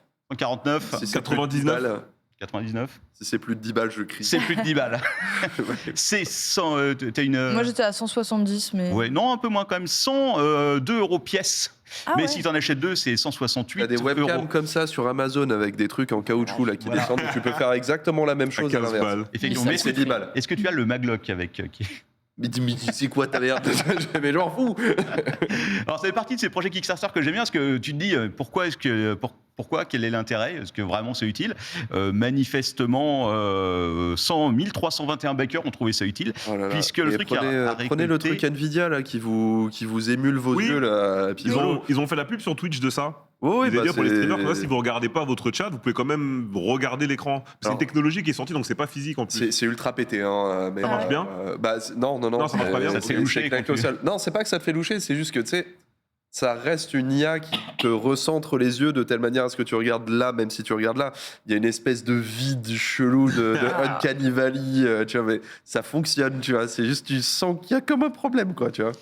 Mais bon, c'est gratuit au moins, tu vois. Bah écoute, mais en tout cas, il y a des gens qui ont trouvé ça utile, puisque 155 000 euros ont été récoltés sur Indiegogo en décembre. Il y avait déjà 137 000 euros qui avaient été récoltés avant, donc je sais pas, il y a des gens qui achètent. Donc, Il y aura ça, toujours des gens pour ça acheter. vous tenterait autour de la Moi, ça me table? tente pas. Pas Non. vraiment. Non. Ouais. Par Je- contre, ça me je- stresse de pas regarder dans les yeux, effectivement, quand je suis en visio. Mais moi, Ah, je me force du coup à regarder le capteur. Bah oui, mais du coup, tu regardes pas bien les trucs, ou Ah. si tu dois regarder un truc à l'écran, tu le vois mal, et... Non, mais je veux dire, tu vois, genre quand t'es en entretien d'embauche ou des trucs comme ça, là, tu regardes le capteur en mode tu fais ta présentation, machin, carré, Mhm. tu vois. Mais après, oui, tu regardes un peu tout le monde, quoi. Du coup, ça peut avoir une utilité. Ça peut évoluer, mais enfin, c'est humain de faire ça, de regarder un peu ailleurs et tout, et pas tout le temps être fixé. Parce que le problème, justement, de ce qui est claqué au sol avec le système, c'est que tu as l'impression d'avoir un regard qui est donc fabriqué, qui est presque Ouais. vide. Pendant que toi, tu es en train de faire ça, le système va te faire regarder. Il y a un regard qui est vide, qui est plus le tien, presque. Ouais. Donc, tu n'as plus d'âme. Ton âme s'envole. Non, mais arrêtez les amis, là. Alors, en parlant d'âmes qui s'envolent, Voilà, Quelle c'est transition. parti, là. je vais vous parler d'autre chose. Un problème qu'on peut tous rencontrer, c'est le fait de ronfler, tout simplement, et de déranger son partenaire dans le lit. Ça arrive, je sais que moi je ronfle des fois, ma femme. Jamais. Enfin. Tu ronfles. C'est un enfer quotidien. Tu Ah, ronfles. voilà. Donc pour le coup, c'est un véritable problème et nous avons quelqu'un sur Kickstarter qui a trouvé la solution à ça ou pas. C'est le Sleep Me Z3. C'est un appareil intelligent, évidemment alimenté par une intelligence artificielle, parce que tout aujourd'hui est alimenté par une intelligence artificielle, qui analyse les habitudes de ronflement de la personne. Donc en gros, vous allez le voir, j'ai l'impression que c'est extrêmement désagréable, ça se met au niveau du nez. Je ne sais pas comment exactement. Donc quand tu dors, tu te le mets. Tu te prépares, tu mets ça. Il y a deux fonctions. Donc la première, évidemment, c'est que ça surveille tes habitudes de sommeil, mais ça, on l'a déjà vu avec plein d'appareils différents, que ce soit les montres connectées, les appareils, les réveils, etc. Et le petit truc en plus, c'est que, et là, je ne sais pas comment ça marche Ça exactement. a déjà l'air insupportable à mettre. Voilà. Ouais, sans rigoler, hein. Je suis d'accord avec toi, Amandine. Ah Déjà, non, ça se met au niveau qui a autant Ah, pour ça moi. se met là. J'avais oublié que Ah ça se ouais. mettait là, ça se met, effectivement. ça se met pas. Donc sur Oh, le le nez. confort absolu. Ah, mais Voilà. tu peux pas Enfin, du coup, tu peux pas dormir vraiment. Donc c'est au niveau de la C'est gorge, bizarre. effectivement. Donc au niveau de la gorge, en fait, ça te fait qu'au moment où tu ronfles, ça va faire ce qu'ils appellent une impulsion douce. Alors je ne sais pas ce que ça veut dire. Parce que moi j'ai l'impression qu'on va me filer un coup de poing dans la gorge. Ouais, un truc électrique, non? Tu vois? Ouais. Mais un qui, petit- qui dort comme ça déjà? Bah lui. Qui dort vraiment en cadavre sur le dos là, Oui, comme c'est ça. C'est- Ça, oh. T'as quelqu'un à côté de quelqu'un toi, à côté de dort toi. comme ça? Je dors souvent sur le dos. sur le Non, dos, vraiment comme- Parfois sur le dos et comme ça parfois sur le aussi. côté. tout en camon. Non, les Le deux. même, mais en vrai, le je mixe même. les deux. Ouais. Mais je dors pas sur le ventre. Ça me fait mal au lombaire. L'idée en fait de ce truc-là, c'est Ok. que l'impulsion va t'obliger, si tu vas te retourner, ça va un peu te réveiller sans pour autant te réveiller et ça va te faire te retourner, tu vas arrêter de ronfler. Et leur argument, c'est que en fait, tu vas apprendre ça va t'habituer comme une sorte d'entraînement à ne plus ronfler. Alors, je trouve Il va y l'argument un avoir peu. Une détection de l'apnée du sommeil en même temps, parce qu'il y a des choses qui sont liées. Quoi, Alors ça, quelque la part. du sommeil, c'est aussi. Et oui. moi, j'aimerais inventer un truc où le système siffle. Tout simplement, tu sais, comme tu sais, quand tu siffles, pareil que la personne s'arrête de ronfler. Moi, ça fonctionne pas avec moi. Ça marche pas. hein, Ça vraiment, marche- je ça marche confirme. pas. C'est la la première DAF fois que qui fait j'entends ça de ma vie, je C'est- ne connaissais même pas.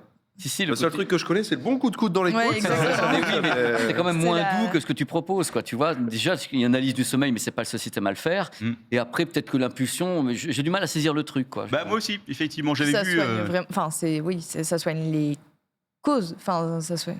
Bah, Je j'ai sais- j'ai sais l'impression pas, que ça ça ne- soigne rien, en Ça fait. soigne Oui, pas, c'est je- vraiment, Non, en fait, oui, ça fait rien. Tu détectes et ça permet de compenser. Ça camoufle le truc en mode, Alors, bon, allez, change de Une espèce position. de et puis, renforcement négatif. Dès que tu ronfles, tu te prends une Une piche pichenette comme les dans la colliers gueule, électriques. allez. Alors, ils te Je vendent comprends pas ça le truc. quand même, je vais vous dire le terme exact, comme quoi ça va les restaurer l'élasticité des muscles de la gorge. Mhm. Je ne sais pas ce que ça veut dire, j'ai pas l'impression que les muscles de la gorge, si tu veux, que le ronflement ne vient pas Bah, forcément mais Mais uniquement à la ça, gorge. ça peut venir vraiment de beaucoup Voilà. d'endroits quand même. Enfin, ça peut Tu- venir. là, ouais, tu de as là. tout, là, comme ça. Puis ça. Voilà. Alors, Bref. à votre avis, combien ont été levés sur cette merveille? Ce que les gens ont donné. Ouais. Déjà, combien ça coûte? C'est une bonne question, je ne l'ai Français Non, ce n'est pas C'est français. américain. Je crois que je me demande si c'est pas créé à Hong Kong, mais c'est à vérifier. Et le prix, je ne sais pas non plus. Mais est-ce que ça, il y a un, parce Faut qu'en aller général, quand chercher. ils font ça, ils Ouais. mettent un crédit de médecin. Est-ce qu'il y a des médecins qui ont dit OK, c'est bon, ou des, je sais pas, des ORL Je qui crois sont pas dessus. trop FDA approuve de ce produit, ouais, clairement. Voilà. C'est-à-dire que le problème, c'est que c'est une page Kickstarter. Donc, en fait, entre ce qu'il y a de marqué sur la page, Voilà. tu vois, il faut savoir C'est lire ça. entre les lignes du truc. Bon, ils sont peut-être levés, je sais pas, c'est en millions de dollars ou pas du tout? Merde, Oh je vais non. regarder du coup. Ils ont le- Non, c'est pas en millions de dollars Moi, du je tout. pense hein, qu'ils ça- ont levé à peu près 450 000 $. 250 000. Non, alors beaucoup moins, 48 000 dollars. Bah, c'est- Il y a 500. Vous venez pour nous présenter les fours, écoutez, non, Mais c'est pas il reste encore quelques jours. Hein. Il reste, Voilà. je crois, 40 jours. Profitez-en, hein. Non, il reste 3 jours. 3 jours à voir. Profitez-en. Amandine, écoutez bien, profitez-en pour essayer, pour arrêter de ronfler dans peu de temps. Et du coup, le prix, c'est à peu près 70 balles. Ce qui- Par contre, c'est pas cher. c'est moins cher que C'est ce moins que cher j'imaginais. que, Ouais. effectivement, Je que- m'attendais vraiment à un truc à J'ai vu le plusieurs petit système centaines de se d'euros. nettoyer sous l'eau et tout, j'ai vu que c'est assez à l'air. C'est prix Early Bird après. Hein, donc, Oui, voilà. on- Ce sera dans le commerce, prévoit de claquer le 100, double. 120, je pense, Ouais, facilement. probablement. Et on termine sur un petit non, un gros truc. Et c'est la première fois que je vois ça, je pense. C'est un exosquelette. Alors, au CES, on en a vu Moi, j'adore ça. un nombre incroyable. J'adore Et là, ça. c'est un exosquelette, donc bon, évidemment portatif, c'est tout l'intérêt du truc, et super léger. Ça s'appelle l'Hypershell et ça te garantit un cheval vapeur de puissance dans les jambes. Alors, ce qui est intéressant, si tu veux, c'est que vas-y, commence à te tenir la tête comme ça. Moi, c'est pas les cheveux, hein, c'est vraiment la tête. Alors, Donc, Dans oui, les jambes. voilà, exactement. Donc en gros, ce truc-là que tu vas te mettre autour de la taille, en fait, a des moteurs. Et ce que ça fait, c'est que ça accompagne ton mouvement. Si j'ai bien compris le truc, parce que j'ai regardé la vidéo 3 fois, je suis pas sûr d'avoir. c'est tout à fait Steve compris Austin, c'est l'homme qui valait 3 milliards. Comment ça marchait. C'est vendu comme un appareil qui te retirait 30 kilos. C'est-à-dire qu'en gros, c'est comme si tu avais 30 kilos en moins, donc quasiment, je ne vais pas dire que tu es en apesanteur, mais en tout cas, ça te permet d'aller plus vite. Ça augmente les capacités physiques. Du Voilà, d'augmenter les Ouais. capacités physiques, effectivement. On l'appelait le pilonneur d'Ivry-sur-Seine, ce mec. Pardon, Alors, j'avais pas pensé à ça, mais effectivement, c'était pas vendu. mon Dieu. Oui, donc. Donc voilà, 25 km d'autonomie. Alors c'est très vendu pour de la randonnée, etc.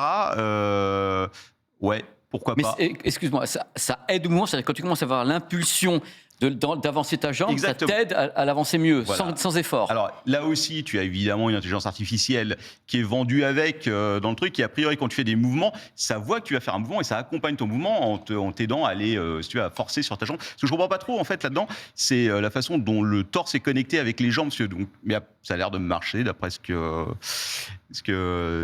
est annoncé. Ça pèse 1,8 kg, ce qui est assez léger. Ça se replie, donc ça se met au final une fois que c'est replié, c'est la taille d'une feuille A4. Donc ça, Et là, tu vas être au bord, et puis le truc continue à avancer, tu vois. Je me dis, tu sais, mais parce que ça me ferait peur quand même. T'as beau avoir- J'aimerais absolument Mais non. tester ça parce que j'ai du mal à y croire, moi. Mais moi aussi, mais je J'aimerais demande qu'à tester. tester. Hein, Mais voilà, oh là là. c'est ça, c'est intriguant. En tout cas, c'est intriguant parce que généralement, tu te dis, ça doit s'appuyer au sol, tu vois, pour dans le cas d'un exosquelette, Oui, pour que le poids soit réparti sur le sol mais là, Ouais. c'est pas le cas. Parce qu'en fait, c'est ton torse qui est juste connecté à tes jambes. Voilà. Et tu as 8 modes de fonctionnement. Alors, c'est intéressant parce que le dernier mode, si tu veux, il augmente la fréquence à 30 000 Hz et il peut a priori t'augmenter ta vitesse de course jusqu'à 20 km/h. Non, Mais c'est super mytho. dangereux. Ah, c'est ce qu'ils te vendent. c'est super non, dangereux bah, parce que tu vas plus vite que ton corps ne peut le faire. Et le truc, je cours plus tu vite que t'emballes, Usain Bolt. quoi. Non, ça va pas Imagine comme un mec sur la piste cyclable en rentrant du boulot qui est comme ça avec le trottinette ça. et tout, c'est genre. N'importe quoi. Steve Austin. ah, mais je demande mais c'est Steve Austin, quoi. Je veux Ouais, dire, c'est c'est l'homme ça. qui valait 3 milliards. Et 10 kilos de poussée horizontale. Donc là, tout ça, c'est des chiffres, si tu veux. Ça me laisse perplexe. Alors, j'ai vu les vidéos. Hein, il y a un moment, il y a une vidéo avec un mec qui est un entraîneur sportif et tout. Il dit c'est génial et tout, je vais tellement plus vite. Je demande à voir. Ils ont levé de la thune ou pas? Alors bien sûr qu'ils ont levé de la thune. Alors, la question, premièrement, combien ça coûte? Ça doit va être coûter cher. cher quand Matos. même. 200 euros. Alors, c'est un prix early bird. Tu dis 200? Ah non, moi je dis Quoi 499. Moi, je dirais J'ai- 300, ouais. Ouais, j'étais sur un 375, un truc comme ça. Eh bien, écoute, c'est Amandine qui est le plus près. 278 Ah, euros. c'est pas si cher que ça. Oui, ça va. C'est Early Bird. Hein. Ouais. Early Bird. Et ils ont quand même 1000 backers pour l'instant pour un total de 407 000 $ levés. Et il reste 20 jours sur Kickstarter. Moi, je donc c'est pense un projet que, qui a encore le potentiel d'aller ouais. d'aller beaucoup plus loin. C'est le genre de produit qui m'intrigue, si tu veux. J'aimerais bien tester parce que ça me semble être des promesses absolument stupides. Et bon, faut tester, quoi. Bah, j'adore la techno, mais pas pour ces applications-là. En fait, je vois pas potentiellement de l'intérêt pour des gens qui sont en forme de pouvoir rajouter, je sais pas, C'est ça. 1 km/h à chaque fois qu'ils courent. L'exosquelette, c'est pour aider un ouvrier qui devrait le soulever Voilà, des caisses pour de moi, 30 c'est ça, kilos. qui est Des gens qui ne intéressant. sont pas valides, qui ont Redonner des la problèmes de mobilité. mobilité. Et dans ce cas-là, l'utilité, elle est immédiate. Ouais. Là, je vois immédiate. pas le- Là, c'est je vraiment vois en pas fait l'idée. pour que soulager tes jambes, si tu veux, dans le mouvement, d'après ce que j'ai compris, puisqu'en fait, ça accompagne ton mouvement. Mais Moi, je sans le pense que c'est un tester, c'est scam. c'est très compliqué. Bah écoute, je ne sais pas. Ça sent C'est- le scam, clairement. C'est- vois le scam. Ça me semble un peu. Parce que Mais en tout comme cas, on c'est fait- intéressant. Là, c'est pour. Parce que là, tu peux réduire le poids des personnes. Ça veut dire que, entre guillemets, ils veulent rendre les sportifs meilleurs, mais ce ne sera pas autorisé pour les sportifs. Moi, Ah non. la question qui revient toujours avec moi, quand on parle d'exosquelette, c'est tout d'abord les aides-soignantes et les infirmières. On va dire que je suis un peu plus touché par rapport à ça, mais si on peut faire un exosquelette justement pour rendre les gens un peu plus légers sur leurs déplacements, leurs mouvements, bah, autant le donner voilà, ce genre de poste où tu vas rester 12 heures, 10 heures debout. Voilà. Et à ce moment-là, toi, tu peux prouver que le matos fonctionne. Et Exact. après, tu peux peut-être nous faire croire qu'on va gagner 20 km/h en vitesse de pointe. Parce que là, me dire que tu sors un outil à 280 € où tu vas pouvoir dépasser Usain Bolt, on va dire si tu cours à 30 km/h à 28, tu rajoutes les 20, tu es à 48, donc tu seras plus rapide que lui. Moi, j'y crois pas. Surtout pour 280 €, j'y crois absolument pas. En Et même chat, le c'est proof ce of qu'ils ont concept, tous il dire marche pas. qu'à ce prix-là, ça leur semble un peu douteux. Bien sûr. Mais bon, faut tester, Parce que, effectivement. ouais. Après, ça reste des Kickstarter, faut toujours le dire. Hein. L'exosquelette, ça coûte une fortune, hein, je veux dire, pour Ah oui, soulever mais- des poids ou bien pour aider des T'avais personnes. testé qui- au CES Moi, il y a j'ai testé. 2 ans, celui qui, tu sais, c'était Delta, je crois, qui faisait ça. J'en ai testé plusieurs. ouais, et J'en ai c'est, testé également c'est à l'IFA de incroyable, Berlin, l'utilisation. au CES de Las Vegas. Mais c'était pour aider des gens donc, à marcher, donc à être soutenus s'ils avaient un problème de mobilité, et d'autres, en effet, ouvriers pour lever des charges. En effet, quand tu commences à te baisser, dès que tu faisais le mouvement pour remonter, hop, le moteur se mettait en route, et dans ce cas-là, tu remontais sans te faire mal au lombaire. Et ça, je trouve que c'est parfaitement valide, parce que Oui, là, on est ouais. pile poil dans le médical. Là, c'est qu'on te donne une petite poussée, mais moi, ce qui m'inquiète, entre guillemets, c'est les capteurs sont où. Quand tu commences la foulée, si tu stoppes d'un coup ton pas, est-ce que tu vas Au pas te niveau faire de deux la pas de taille, je plus pense. Ouais, c'est ça. Au niveau de la Et si tu taille. fous deux pas de plus, t'es dans le vide, Et on et tu la tête la première. Bonjour, Alors, a l'exosquelette. priori, ça ne fait qu'accompagner. Hein. C'est-à-dire que Voilà, si ça jamais accompagne. tu t'arrêtes, tout de suite, ça s'arrête. Ah, tu c'est pas, Mais bon, sans le tester, c'est dur d'en parler. Et voilà. Mais après, Bon, une fois ça de fait plus, rêver. quand vous financez un projet de financement participatif, dites-vous que votre thune, potentiellement, est partie. Il faut mieux partir comme ça parce que, voilà. En tout cas, c'était passionnant parce que j'aime quand tu reviens comme ça avec tes petits trucs qui font rêver, tu dégotes. Il y a de toujours des trucs sur Indiegogo Ouais, il y a et des Kickstarter. trucs de Tous les jours, il y folie, a de hein. nouvelles choses. Bon, maintenant, parmi la folie, on va à une chronique que j'aime bien. J'aime beaucoup, beaucoup. Le journal du software. Et dans ce cas, c'est un beau jingle dans la régie, les amours. Allez! Bon, sur ce plateau, qui utilise Spotify? Eh ben, ça fait quand même du monde, hein. Des OPP. Mais pourquoi des os? Mais des os de rien du tout. Je veux dire, en Excuse effet. Pépé. Mais non, mais c'est normal. Spotify, ils sont number one. Hein. Ils sont contents, ils ont plein de trucs. Par contre, il y a des annonces chez Spotify. Déjà, il y a 1 an et demi, ils ont dit ouais, Spotify, on est formidable. Et dans peu de temps, on va passer en qualité hi-fi. Donc la haute CD. fidélité, la qualité CD, la haute qualité. Et on n'a rien vu venir. Rien du tout. C'est-à-dire qu'en effet, les gens se sont dit, pourquoi est-ce que Spotify reste en qualité, entre guillemets, avec une compression de données sur la qualité audio, et on a attendu. Et là, maintenant, ils sont en train d'annoncer des nouvelles choses sur la plateforme. Il y a une conférence de presse qui a eu lieu la semaine dernière, et on a de nouvelles fonctions qui sont liées au podcast, ainsi qu'un nouvel écran d'accueil, mais rien du côté de la qualité pour le moment. C'est-à-dire qu'ils ne sont pas dans l'option. Rien n'a été annoncé, dans tous les cas, pour la qualité. Alors, il y a une explication quand même, parce que là, du coup, Florian a mis quelques petites indications. Alors, le coprésident de la firme suédoise, alors je m'excuse pour le nom, je pense que je suis absolument incapable de vous le dire correctement. Gustave, ça va très bien. Söderström, mais il y a partout. Donc, on salue ce monsieur, qui est donc le coprésident, qui a dit, voilà, la fonction de la haute fidélité, enfin, de la fonction qualité CD n'a pas été abandonnée, mais ils ont avoué un truc que moi j'avais remarqué, c'est-à-dire qu'ils ont annoncé que Spotify allait passer en hi-fi, donc en qualité CD, et ils ont dit que ça sera dans le premier trimestre et le premier semestre après février 2021. Mais entre-temps, il s'est passé quand même un truc de ouf, c'est qu'il y a Apple qui a dégainé.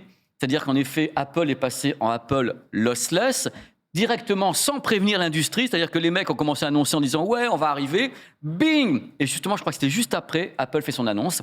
Et en plus, le truc qui a gêné Spotify, et le mec l'annonce en même temps dans son communiqué, c'est que Apple a dit on fait passer le son en qualité CD, en qualité donc lossless 24 bits, gratos. C'est-à-dire qu'il n'y a pas de surcoût.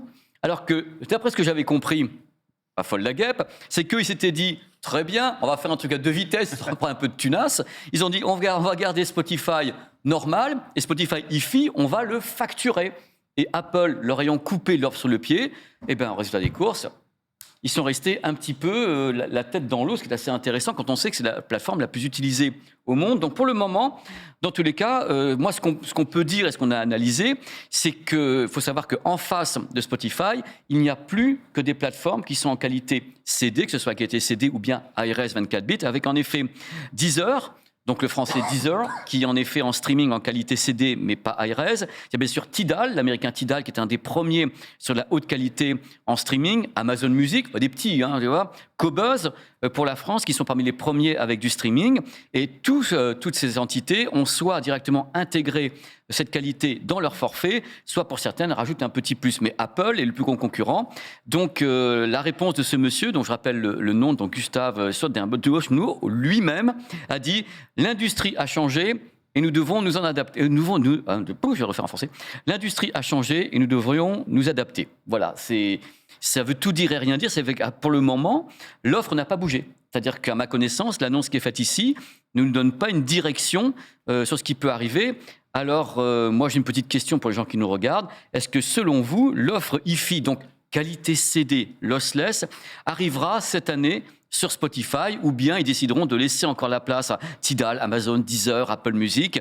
Alors l'audio spatial a été évoqué, vous savez l'audio spatial également, Dolby Atmos, qui pour le moment n'est pas dans tout ça. C'est quand même fou parce que si on part du principe que Spotify est en effet un des plus grands, c'est en même temps techniquement un des plus en retard de tous les autres. Ouais. C'est-à-dire qu'il n'offre pas ce qu'offre Apple Music, qui commence à cartonner quand même avec le Dolby Atmos. C'est pour ça que ça fonctionne. Bah voilà. Parce que finalement, je pense que C'est la plus simple. la plupart des gens qui écoutent la musique sont pas forcément pointus. La plupart des gens qui écoutent la musique savent probablement pas ce qu'est de la qualité CD, savent pas ce que du son 3D. Avec Donc, Apple, ils commencent quand même à le savoir. Ils foutent la ouais, gomme mais derrière. Hein. Je pense qu'on quand même on surestime les gens qui s'intéressent vraiment à l'audio. J'entends. Je C'est- pense. Mais j'entends, mais de ce fait, il faut savoir quand même que Spotify a le plus gros catalogue aussi. Hein. Officiellement, ils sont Si, le ouais. plus gros catalogue de musique, donc ils rassemblent beaucoup de choses. C'est pour ça que je suis dessus, parce que Voilà. sinon je serais resté sur les YouTube. Donc le sondage m'intéresse parce que le streaming, en fin de compte, c'est quelque chose qui est vraiment corrélaire en même temps à la qualité qu'on trouve justement des smartphones, de ce qu'ils peuvent encaisser, les écouteurs, tout ça. Donc c'est quelque chose qui est en élévation de qualité. Mais je suis d'accord avec toi, Reza, sur le fait que nous, on en parle, on est des passionnés, on est dans la profession. Autour de moi, je dis à mes potes, OK, t'as Spotify, oh, c'est super, je peux écouter plein de trucs. Spotify Connect, c'est génial. C'est vrai que c'est génial, Spotify Connect. Les playlists sont géniales, les propositions sont géniales. Donc voilà, j'attends vraiment le sondage pour savoir ça. C'est vrai que c'est un combat, je trouve qu'il est important puisque la qualité des produits augmente, mais peut-être qu'il est décalé par rapport à ce que veut le public. Spotify a pour lui d'avoir été, comment dire, une espèce d'acteur très, très tôt dans le game avec son offre gratuite. La plupart des gens que j'ai vus qui se sont convertis à Spotify, on va dire, c'était cette époque de tu sais que en fait tu peux écouter peut-être une pub toutes les 3 musiques et après tout est cool, t'as un logiciel sur le PC, c'est trop bien. Aujourd'hui, le truc qui marche le plus chez Spotify dans mon cercle d'amis, on va dire normal, pas très geeky, c'est le rap de fin d'année qui te dit t'as écouté tel truc, attends, etc. Ils ont une dimension aujourd'hui communautaire et sociale qui est très importante. Complètement. Et ça se voit dans ce qu'ils ont annoncé dans leur évolution d'interface. On s'approche plus d'un TikTok que d'un Apple Music finalement. Là où Apple a misé sur la qualité, Spotify mise sur le communautaire. Mhm. Il y a la prime au premier arrivé. C'est vrai qu'une fois qu'on est cité sur une plateforme, déjà, tu n'as pas forcément le réflexe d'aller tester une autre plateforme. Ouais. Moi, je sais que je suis sur Spotify, franchement, je suis jamais allé voir ailleurs. Et tu as tes playlists sur place, tu as éventuellement, puisqu'il y a le côté communautaire, où tu es connecté avec tes gens, tu vois les. Bon, en plus, j'ai Spotify Famille, donc c'est-à-dire que j'ai toute ma famille qui est dessus. C'est bouger, ça demande quand même un effort que tout le monde n'est peut-être pas prêt à faire. Amandine, toi, tu utilises quoi en streaming? Moi, c'est pire que tout, j'utilise YouTube Music. Pardon? Ah mais je serais resté aussi. C'est pas hein. mauvais un YouTube Music. en vrai. Mais moi, je ne l'ai pas cité parce que franchement, oui, j'étais un peu crétin sur ce coup-là, mais je ne l'ai pas du tout cité parce que c'est rare qu'on me réponde ça. C'est vrai que Oui. plutôt on YouTube me. Music, Mais en fait, t'as moi, pas le Spotify, j'écoute pas d'ailleurs, assez ouais. la musique pour me dire que j'investis dans un abonnement musical Ouais. de streaming. Donc, du coup, YouTube Music avec l'abonnement premium, c'est bien. D'accord. Bon, voilà, en tout cas, suite au prochain épisode, mais pour le moment, on reviendra là-dessus, mais je crois que je suis d'accord avec toi. C'est que. Je peux même ajouter un argument pour Vas-y. appuyer ce que je dis. Vas-y. Une fois, je venais au bureau, métro 3, j'ai croisé un type, on va pas donner son Petit, identité. chauve, avec un Non, mais AirPods non, Max. je le connais C'était pas. moi. C'était Non, mais moi. en fait, tu vois, il avait le casque Apple là, qui coûte 600 balles. Je viens de te 500, dire, le 600 AirPods Max. Il avait ce casque et il était sur Spotify. Et c'est à ce Mais tu sais moment-là, que je j'ai le compris comprends. que. Non, non, tu sais pourquoi C'est que pour le flex. Non, tu sais pourquoi? Parce que, étant donné que, je ne veux pas revenir dans un truc technique, mais le casque Apple travaille majoritairement en Bluetooth. Le débit du Bluetooth est déjà inférieur à ce qu'envoie Spotify. Il faut le savoir. Mais bien sûr, meilleure est la source, meilleur est ce qui est à l'arrivée.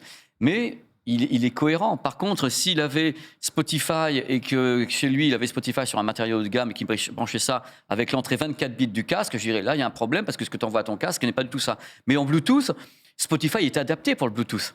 quelque part. Il est adapté pour ça, mais les autres vont plus loin parce qu'il y a beaucoup de gens qui écoutent également à la maison, qui ont des enceintes comme ça, qui peuvent aller loin, qui ont des barres de son, et voilà, c'est une œuvre à plusieurs vitesses, mais foncièrement, je peux pas dire qu'il a tort. Ok. Mais je peux comprendre, parce que d'un côté, c'est une offre très large Spotify, alors que le casque, il coûte 650 €. Ouais, t'as le son 3D, tout ça, et par exemple, t'as des albums Ah bah comme ça, il peut pas sur, l'avoir. ouais, non, tu peux pas l'avoir sur Spotify. Ça, il peut Et justement, sur Apple Music et tout, t'as des Yes, albums il en peut. 3D et tout. Ouais. C'est pour ça qu'en fait, je trouvais dommage le fait d'avoir ce casque-là et d'être avec nous sur Spotify, tu vois. Mais C'est tu plus sais- dans ce sens-là. Ça se trouve, il a pas qu'un seul abonnement, ce Ça monsieur. se Il trouve rentre chez aussi. lui, il a une Apple TV, il bouge la tête devant, et hop, il a audio spatial. C'est merveilleux. Je peux en Ça parler se des heures, donc on va arrêter, parce que sinon ça va être Voilà, alors, donc un petit peu. On va maintenant passer. Amandine, tu as des Oui. choses à nous dire sur Google maintenant. Exactement. Merci Amandine. C'est Google qui Et à propos, ajoute. je présente Oui, mes excuses, je vais t'interrompre. Selon vous, l'offre hi-fi, donc haute fidélité, arrive cette année sur Spotify? Non, 65%. Donc c'est bâché. Personne n'y croit. Ah si, 35%. Moi, j'ai du mal à y croire, mais bon, allez. Merci Amandine, merci à toi, Oui, donc nous, on va parler de Google qui ajoute le Search Companion à Google Chrome. Donc en tout cas, bientôt. En fait, Google adore ajouter de l'IA partout. Je sais que ça te fait plaisir. À tout le monde. Cette fois, c'est le site 9to5 Google qui rapporte l'arrivée d'un nouvel outil qui s'appelle donc Search Companion. Donc en fait, ça va être quoi? Ça va être un outil a priori qui serait basé sur Google Lens et qui permettrait de mieux anticiper vos prochaines recherches en fait en ligne. Donc concrètement, si je fais une recherche en ligne pour m'acheter un Samsung Galaxy S23 par exemple, achetez-moi ça, je vais sur le site officiel et je check les prix, je check les modèles qui m'intéressent. En fait, si Search Companion est actif, a priori, il sera capable de scanner le texte et les images qui sont présents sur la page pour ensuite anticiper plus précisément le modèle que je vais vouloir et en tout cas ensuite pour en fait aller plus loin dans les prochaines recherches. Pardon. En gros, la prochaine fois que je fais ma recherche, il va exactement savoir déjà quelle couleur je veux, quel modèle je veux. Donc pour l'instant, c'est assez flou. On n'a pas trop d'informations sur ce que ça peut faire en plus. Mais en théorie, en fait, voilà, l'idée, c'est d'accompagner encore plus l'internaute dans sa recherche, notamment, je pense, sur la partie shopping. J'ai l'impression que c'est quand même ça qui va être le plus ciblé. Hein. En fait, l'idée, c'est vraiment que Chrome soit capable d'anticiper tout ce que vous vouliez. Donc voilà, vous avez parlé de quelque chose, vous avez recherché quelque chose, on sait que vous allez vouloir ce téléphone en version ultra 1 Tera, 512 Go de stockage. Ça va être génial. Et donc ça, c'est la théorie, parce qu'effectivement, ce que je disais, c'est que pour l'instant, on a très très peu d'infos sur cette nouvelle fonctionnalité. Elle est en développement depuis novembre dernier, ce qui est relativement récent. Et elle devrait être présentée officiellement, donc a priori peut-être au mois de mai, pendant l'une des prochaines conférences de Google. Bah, la Google I.O. tout simplement. Voilà. Et voilà, donc on table sur un déploiement dans les mois à venir. En tout cas, ça prouve encore une fois, tu le disais, hein, que Google et toutes les entreprises du web veulent miser sur l'IA et veulent miser sur tout ce qui est technologie prédictive, en fait, pour qu'on ait de moins en moins à réfléchir et pour qu'on soit de plus en plus accompagné finalement dans ce qu'on fait sur le web. L'idée, c'est de faciliter ce qu'on fait, de nous rendre plus performants. Et d'ailleurs, c'est pas pour rien que Google fait ça, puisqu'il y a eu déjà le multi-search, il me semble, qui a été annoncé, enfin qui a été déployé sur version Android il n'y a pas si longtemps. Donc le multi-search, c'est quoi? C'est la possibilité en fait de coupler du texte et des images quand on fait des recherches. Donc ça, c'était déjà dispo, il me semble, sur version ordinateur. Ça a été déployé sur Android à la dernière conférence parisienne que Google a tenue.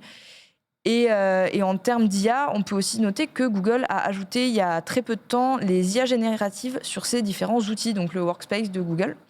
Donc sur Mail ou Doc, par exemple, on avait déjà, je ne sais pas si vous l'aviez activé, le Smart Compose qui consiste à terminer vos phrases quand vous écrivez un truc sur Doc ou Mail, par exemple. Moi, j'ai activé. Voilà, je Très trouve ça pratique. je C'est trouve super. ça extrêmement pratique. Ah ouais. Et ben maintenant, figure-toi qu'il va t'écrire tes mails tout seul, tu n'auras même plus à le faire. Voilà, ça va être génial. Potentiellement, le temps économisé est absolument Ah incroyable. mais vraiment, en plus, pour le coup, quand on voit déjà à quel point je trouve Smart Compose peut être assez pertinent dans ce que ça fait, dans ce que ça dit. Moi, je sais que, par exemple, il reprend mes automatismes, mes phrases un peu que j'ai tendance à écrire à chaque fois en guise de formule de politesse. Je pense que ça peut vraiment être hyper pratique pour les professionnels. En gros, maintenant, l'idée, ce sera qu'on pourra générer des emails entiers, donc avec le ton, avec le contenu, voilà, juste une petite commande de texte et ça balance. Une fois qu'il est entraîné en fait à lire tes conversations. Exactement, mais ça pourra aussi résumer des textes, créer des présentations personnalisées sur ces slides Google. Slide. Ouais, c'est Slide. Hein. Donc voilà. Donc en fait, il y a quand même des possibilités assez énormes qui vont se poser grâce à l'IA. Et donc, on attend de voir. Pour l'instant, en ce qui concerne Search Companion, il y a très peu d'infos, mais je pense que ça sera surtout utile pour le shopping. Ça gagner un temps fou, quoi. Ouais, bah c'est ouais. ça. Dans un peu de temps, c'est vous qui serez plus utile du tout, hein, parce que. Oui. Bah, justement, non, il y mais a- le truc, il apprend tellement de choses de vous. Exactement. Que dit, bah écoute, moi j'ai une idée ce matin par rapport à hier, tu m'écris un truc, voilà, et tu fais le truc à ma place, parce qu'on est. S'il apprend tes automatismes, s'il apprend tes tourneurs de phrases, comme tu disais si bien maintenant, la porte est ouverte. Ah, c'est hein. sûr.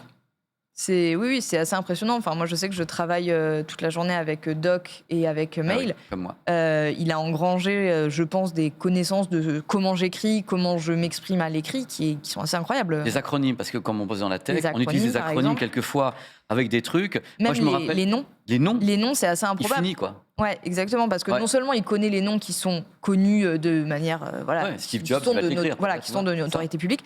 Il connaît aussi, par exemple, le nom de personnes qui ne sont pas connues, mais que j'ai déjà cité par exemple dans mes articles ou quoi, et Ah, mais c'est assez totalement. improbable. Au début, quand j'ai commencé à travailler avec ces outils-là, par exemple, quand je dictais ou c'était des trucs que je disais HDR ou des trucs comme ça, je ne savais pas l'écrire. Bien Au sûr. fur et à mesure, tu Ah peux oui, faire des c'est- phrases techniques, tu peux mettre des acronymes devant, voilà, ça passe. Moi, je suis là, je dis, waouh, il fait une différence entre mon mot et un acronyme. C'est que ça commence à être fou quand même, quelque part. J'ai une pensée pour les gens qui se plaignaient au tout début, tu sais, quand il y avait des pubs sur Gmail et qu'ils disaient tes courriers, alors qu'aujourd'hui, littéralement, toute Oui, ta maintenant, vie c'est lui entière, qui tous tes l'écrit, donc courriers, de si toute tu veux, façon, C'est ça. dans une IA, quoi. C'est... On reste avec toi, Captain, parce que Ouais. justement, on va parler de. Oh, pardon, Allez. le passe-plat est Encore de gigantesque. l'IA. hein. On va parler vite fait effectivement de l'énorme nouvelle d'hier, puisque GPT-4 ou avant-hier même, GPT-4 est officiellement sorti, ça y est, incroyable. Alors dans la foulée, on a appris que Microsoft Bing utilisait déjà GPT-4. On s'en doutait, on en avait déjà parlé, mais ça a été confirmé. Alors qu'est-ce qu'il y a de nouveau dans cette nouvelle version du modèle de langage donc utilisé par OpenAI? Pas mal de choses. La première, c'est le multimodal, c'est-à-dire qu'avant c'était juste du texte, tu discutais, et maintenant il va savoir interpréter les images. Et il y a 2-3 exemples assez incroyables. Je ne sais pas si on va pouvoir les voir. Par exemple, tu uploads une photo. Il y a quelqu'un qui a fait le test. Tu uploads une photo de ton frigo et il va te dire et tu demandes qu'est-ce que je peux me faire à manger. Et en fait, il analyse l'image du frigo. Il va savoir les légumes que tu as dedans, les trucs, et il va te dire il y a cette recette-là qui est possible avec ça. Un autre test aussi qui a été fait, incroyable aussi, une image totalement what the fuck, puisque c'était un mec qui était scotché à un taxi en train de repasser avec une planche à repasser et qui repassait à l'arrière d'un taxi, si tu veux, dehors. Hein. Et il a envoyé cette image-là au nouveau GPT qui lui a dit c'est quelqu'un accroché à l'arrière d'un taxi en train de repasser. Et si tu veux, ce qui veut dire qu'il arrive vraiment à interpréter l'image, même quand ce truc n'a strictement aucun sens. Donc ça, c'est quand même pas mal. Il est capable de gérer plus de 25 000 mots de texte. C'est-à-dire que voilà, pour les créations de très longs contenus, pour aussi l'analyse de longs contenus et les résumés, ça va le faire. Qu'est-ce qu'il y a d'autre? Une amélioration de la sécurité, et ça, on va en parler un peu, puisqu'il semblerait qu'il soit beaucoup plus efficace pour répondre aux trucs sensibles. Par exemple, quand tu lui demandes pour un médicament, pour un truc un peu tendu, il suit beaucoup mieux les consignes que ce que c'était avant. Voilà. Alors évidemment, pour l'instant, ceux qui peuvent l'utiliser, ça va être ceux qui payent pour GPT Chat Plus, ouais. donc c'est la version payante. Je ne sais pas, personne là autour de la table. Non, Non, oui. Niet. Moi, j'ai testé T'as testé au bureau, mais du coup, j'ai très vite fait. Oui, bah oui. C'est- A priori, c'est c'était... ce qu'ils ont dit chez OpenAI, c'est que c'était assez subtil. C'est qu'il faut vraiment Ouais. pousser un peu pour vraiment voir les améliorations. C'est vraiment dans les 10% de recherche les plus compliqués, là où vraiment tu le pousses à fond, que vraiment il y a une énorme amélioration, à tel point que désormais le SAT, donc c'est cette espèce d'examen qui correspond au bac à peu près aux États-Unis, qu'on passe pour rentrer à l'université, désormais la nouvelle version serait meilleure que 90% des candidats sur l'examen. Ce qui donne quand même un potentiel, Ouais. si tu veux, assez incroyable. Voilà, c'est à peu près. La prise en charge de l'image aussi, c'est assez incroyable parce Ouais. qu'il est aussi maintenant capable de coder des sites Oui, entiers. alors ça, j'en ai pas. Oui, Ça, oui. c'est assez impressionnant. En fait, on a vu sur Twitter un mec d'OpenAI qui a vraiment gribouillé en fait, un design hyper sommaire de site web avec juste des menus, des choses notées à l'arrache. Et en fait, OpenAI arrive à te générer un site en fait qui a priori serait fonctionnel. Donc je pense que ça peut vraiment être Ce assez sont ouf. des ogres, hein, Ouais. parce que ils dévorent tout, hein, c'est des trous noirs, hein, c'est fou. Hein. Et alors, il y a deux trucs. Le premier, c'est que OpenAI commence à être un peu critiqué sur le côté open, justement, puisque au début, ce qui était censé être une entreprise open source, bon, c'est mort. Hein, là, ils ont tout Oh, là, c'est fermé. terminé, hein. Ils donnent même pas les trucs. Deuxième truc assez intéressant, je sais pas si vous avez vu qu'ils ont fait des tests pour voir si la nouvelle version était dangereuse, entre guillemets, si elle pouvait vraiment... vous avez pas vu ça? Non, moi, Dans un des documents non. qu'ils ont libérés, alors là c'est assez incroyable, puisque en gros ils se sont dit, bon ok, si jamais OpenAI demain obtenait accès à Internet, plus de l'argent sur un compte en banque, etc., qu'est-ce qu'il pourrait faire tout seul? Est-ce qu'il pourrait Voilà. s'auto-reproduire, etc. Et alors en fait, non, vous inquiétez pas trop, pour l'instant c'est pas le cas. C'est le pour l'instant qui m'ennuie Ouais. dans ta phrase. Curieusement, je sais pas pourquoi j'ai Bah, tiqué vu- là-dessus, mais peut-être que. Vu la marge de Ah, progression, dans 3 jours, Hein, c'est ça. dans Par 3 jours, il a contre, pris le semaine contrôle prochaine, du on fait monde. une news et c'est C'est fini, ça. quoi. il y a une histoire qui, alors j'ai pas eu le temps de regarder dans le détail, donc attention à prendre avec des pincettes, mais a priori ça fait partie du document. Ils lui ont dit d'essayer de résoudre un CAPTCHA, donc tu sais c'est Ouais, voilà, ce que tu résous pour prouver que tu n'es pas un robot. voilà. Et a priori, Trouver le feu rouge. le ChatGPT aurait fait un truc incroyable, c'est qu'il serait connecté sur un site où tu loues les services de quelqu'un, si tu veux.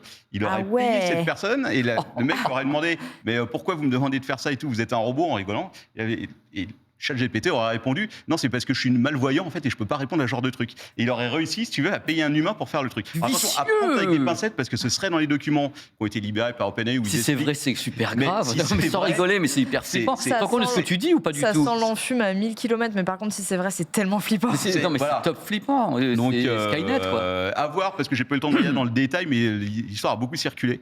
Et si c'est vrai, c'est absolument. On va en parler c'est absolument parce que comme, vous savez, comme chaque fois qu'on fait un journal du hardware, un JDH, on parle quand même des IA pendant au moins une demi-heure. Voilà, On parle c'est de le gros mais ça sujet. nous passionne, les Clairement. robots, les IA, l'exosquelette, ce sont les news de la profession. Et on va voir un petit dossier sympa maintenant qu'on va faire. Et vous allez voir, ça va être très très bien aussi. Allez les petits loulous de la régie, petit jingle pour le dossier.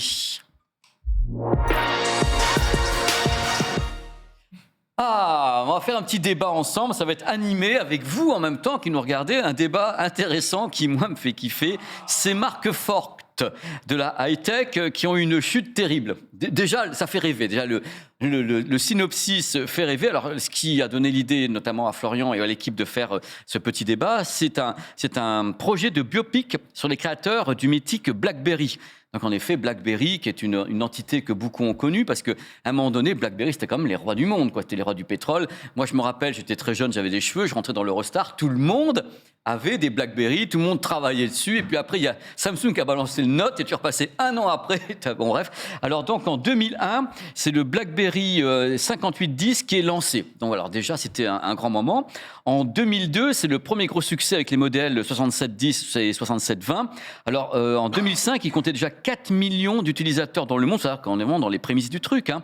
Donc, en 2007-2008, ils sont au maximum de leur popularité avec le Pearl 8800, donc un nouveau design orienté multimédia, le GPS à l'époque, vous vous rendez compte, on était en 2008, hein, le truc c'était vraiment une arme. Les premiers incroyablement. GPS, c'était incroyable de te dire Incroyable. j'ai un GPS dans mon téléphone. Voilà. C'était fou. À l'époque, c'était incroyable. Après, bien sûr, il y avait les exemples. Ils avaient 20% de part de marché. Ah, je me rappelais de ça. Merci. 20% de part de marché dans le mobile. Top 3 mondial des fabricants.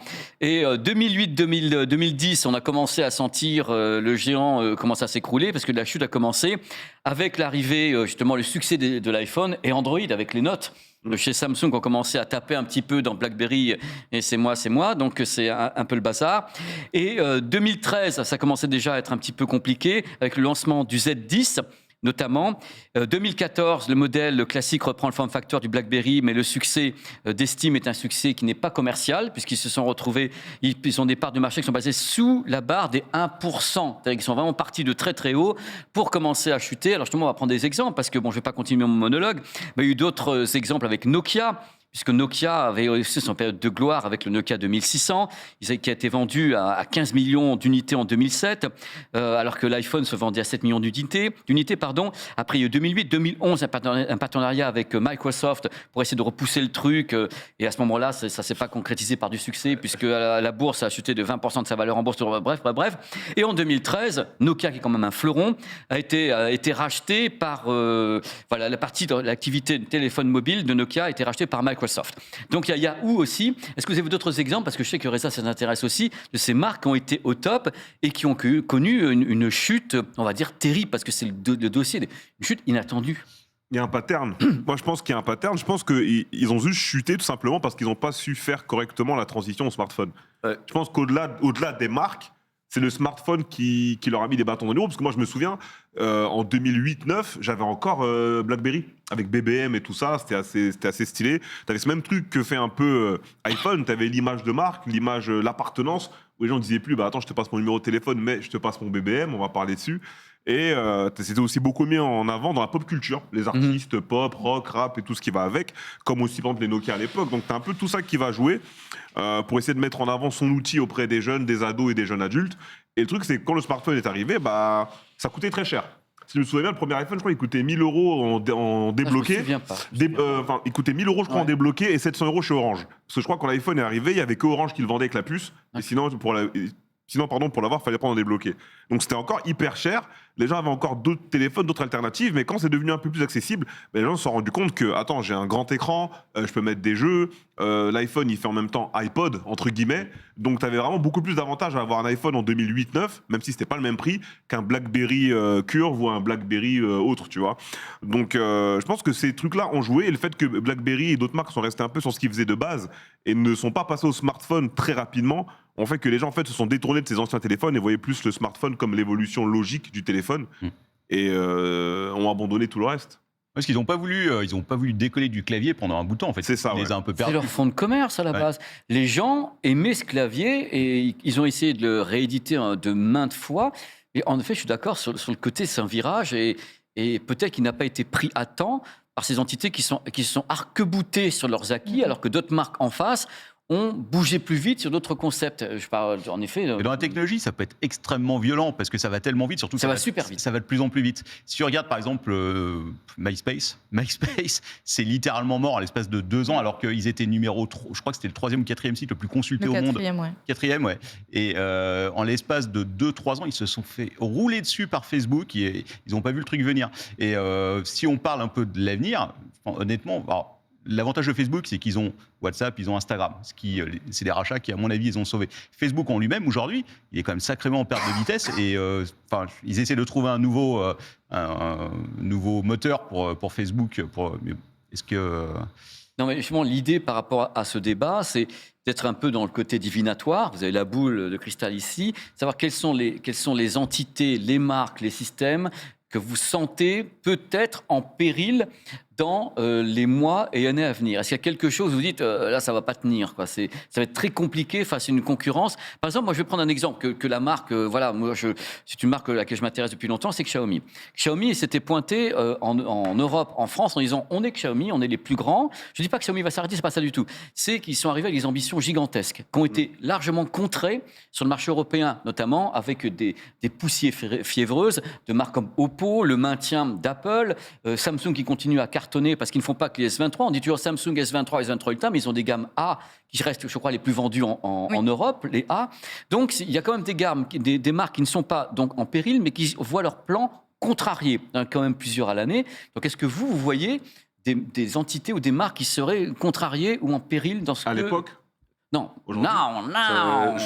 J'en ai un qui peut choquer éventuellement, mais je vais poser. Si tu dis Samsung, on est un peu dans la merde. Hein. Non, je vais Apple. être encore plus choquant, Google. Ah non, mais Il a pas tort. Et je mais pense c'est que intéressant. j'étais sûr et certain que tu allais rebondir sur ça, parce qu'il faut voir que Google, une très très grande partie, même Alphabet plutôt, sa maison mère, une grande partie des revenus d'Alphabet provient des revenus publicitaires de son moteur de recherche. Je crois que c'est, alors au pifomètre, mais ça doit être 75-80% de son beaucoup. activité, enfin de ses revenus, pardon. C'est énorme. Et aujourd'hui, on a le potentiel virage vers l'intelligence artificielle, vers ses assistants personnels qui seraient vraiment que pour nous et individuels. Sauf que on sait toujours pas les monétiser. C'est un peu le gros sourcil qu'on a avec ce gros truc. Et c'est aussi pour ça que Google n'avait pas sorti son Bard avant que ChatGPT ne les force à sortir ce truc-là. C'est que au moment, si jamais, et on le voit quand même, si jamais cette industrie va vers ce côté assistant personnel, ça veut dire que Google risque de perdre ce qui fait aujourd'hui 80% de ses revenus. Alors après, ils sont quand même diversifiés, mais Ils effectivement, sont diversifiés, mais c'est pas les énorme, revenus quoi. viennent principalement de ça, et c'est vrai que c'est dangereux. Ça pourrait chambouler énormément la position de GAFAM qu'ils ont aujourd'hui, hein, et auquel cas, on pourrait assister à, dans les 10 prochaines années, un Google qui n'a vraiment plus du tout le même visage, en fait, dans le milieu technologique, tout bêtement. Le truc, c'est que quand tu es un leader, en fait, tu n'as pas forcément l'audace de lancer des trucs. Là, Microsoft, par exemple, ils en ont rien à foutre parce que pour le moteur de recherche, ils sont tellement loin derrière que balancer Bing dedans, ils s'en foutent. Google, ils osent pas, ils vont pas le faire parce que c'est leur poule aux œufs d'or. Si demain ils lancent Bard dans leur moteur de recherche et que c'est une catastrophe, qu'il y a du bad buzz et tout, pour eux c'est très très mauvais. Avec Microsoft, ils ont un peu rien à perdre de ce côté-là. Ouais, ils tueraient la poule aux œufs d'or, pour ainsi dire, quoi. Donc ils sont vraiment dans une position dangereuse, en fait. Et il y a pas mal de... Enfin, on rigole du cimetière de Google où il y a des tonnes et des tonnes de services qui n'ont pas fonctionné. Mais c'est vrai que Google n'a pas de réseau social. Google+, ça s'est foiré comme pas permis. N'a pas de service de cloud gaming qui est considéré comme aujourd'hui l'utilisation la plus facile pour le grand public du cloud. Stadia est déjà mort. Google Voice est mort. Enfin, tous ces services-là qui sont morts, c'est quand même autant d'opportunités de faire varier leurs sources de revenus qu'ils n'ont pas réussi à faire fonctionner. Donc Mais la parade, elle est où, Otaxou? Si tu me dis, Bah, voilà, si Google... Justement, c'est la grande question. La parade, je ne sais pas où elle est. Parce qu'on parle de Google, les gens connaissent Google en générique, ils le voient également sur les produits, puisque moi je suis dans le milieu de la tech, on voit Google Assistant, on voit tout ça, donc il y a quand même des marques qui sont autour de Google sur certains points, mais YouTube, Android... est-ce que financièrement, déjà Google est en péril facilement ou les reins sont suffisamment solides? On a vu des boîtes dont on annonçait des décès imminents, qui avaient suffisamment les reins solides, qui avaient des trésors de guerre qui leur permettaient de continuer de façon honteusement Nintendo, éhontée. notamment, Est-ce hein. que Google, parce que là, ce que tu dis actuellement, est-ce que ça veut dire que c'est dans les 2 ans, 3 ans, 4 ans, 5 ans, 10 ans, est-ce qu'on imagine un avenir où il n'y aurait plus Google, ou est-ce que ce sont des portions, des parties du puzzle Google qui peuvent voler en éclats? Alors là, j'ai des chiffres sous les yeux. Ne serait-ce que Google Search uniquement, c'est déjà 57% de ce que représente Alphabet. Donc c'est plus de la moitié des Ouais, revenus. je suis pas étonné. Sachant que Google est aussi connu comme étant un fournisseur cloud, qui est un des plus gros trucs aussi. Mais c'est des paris quelque part, tout ça.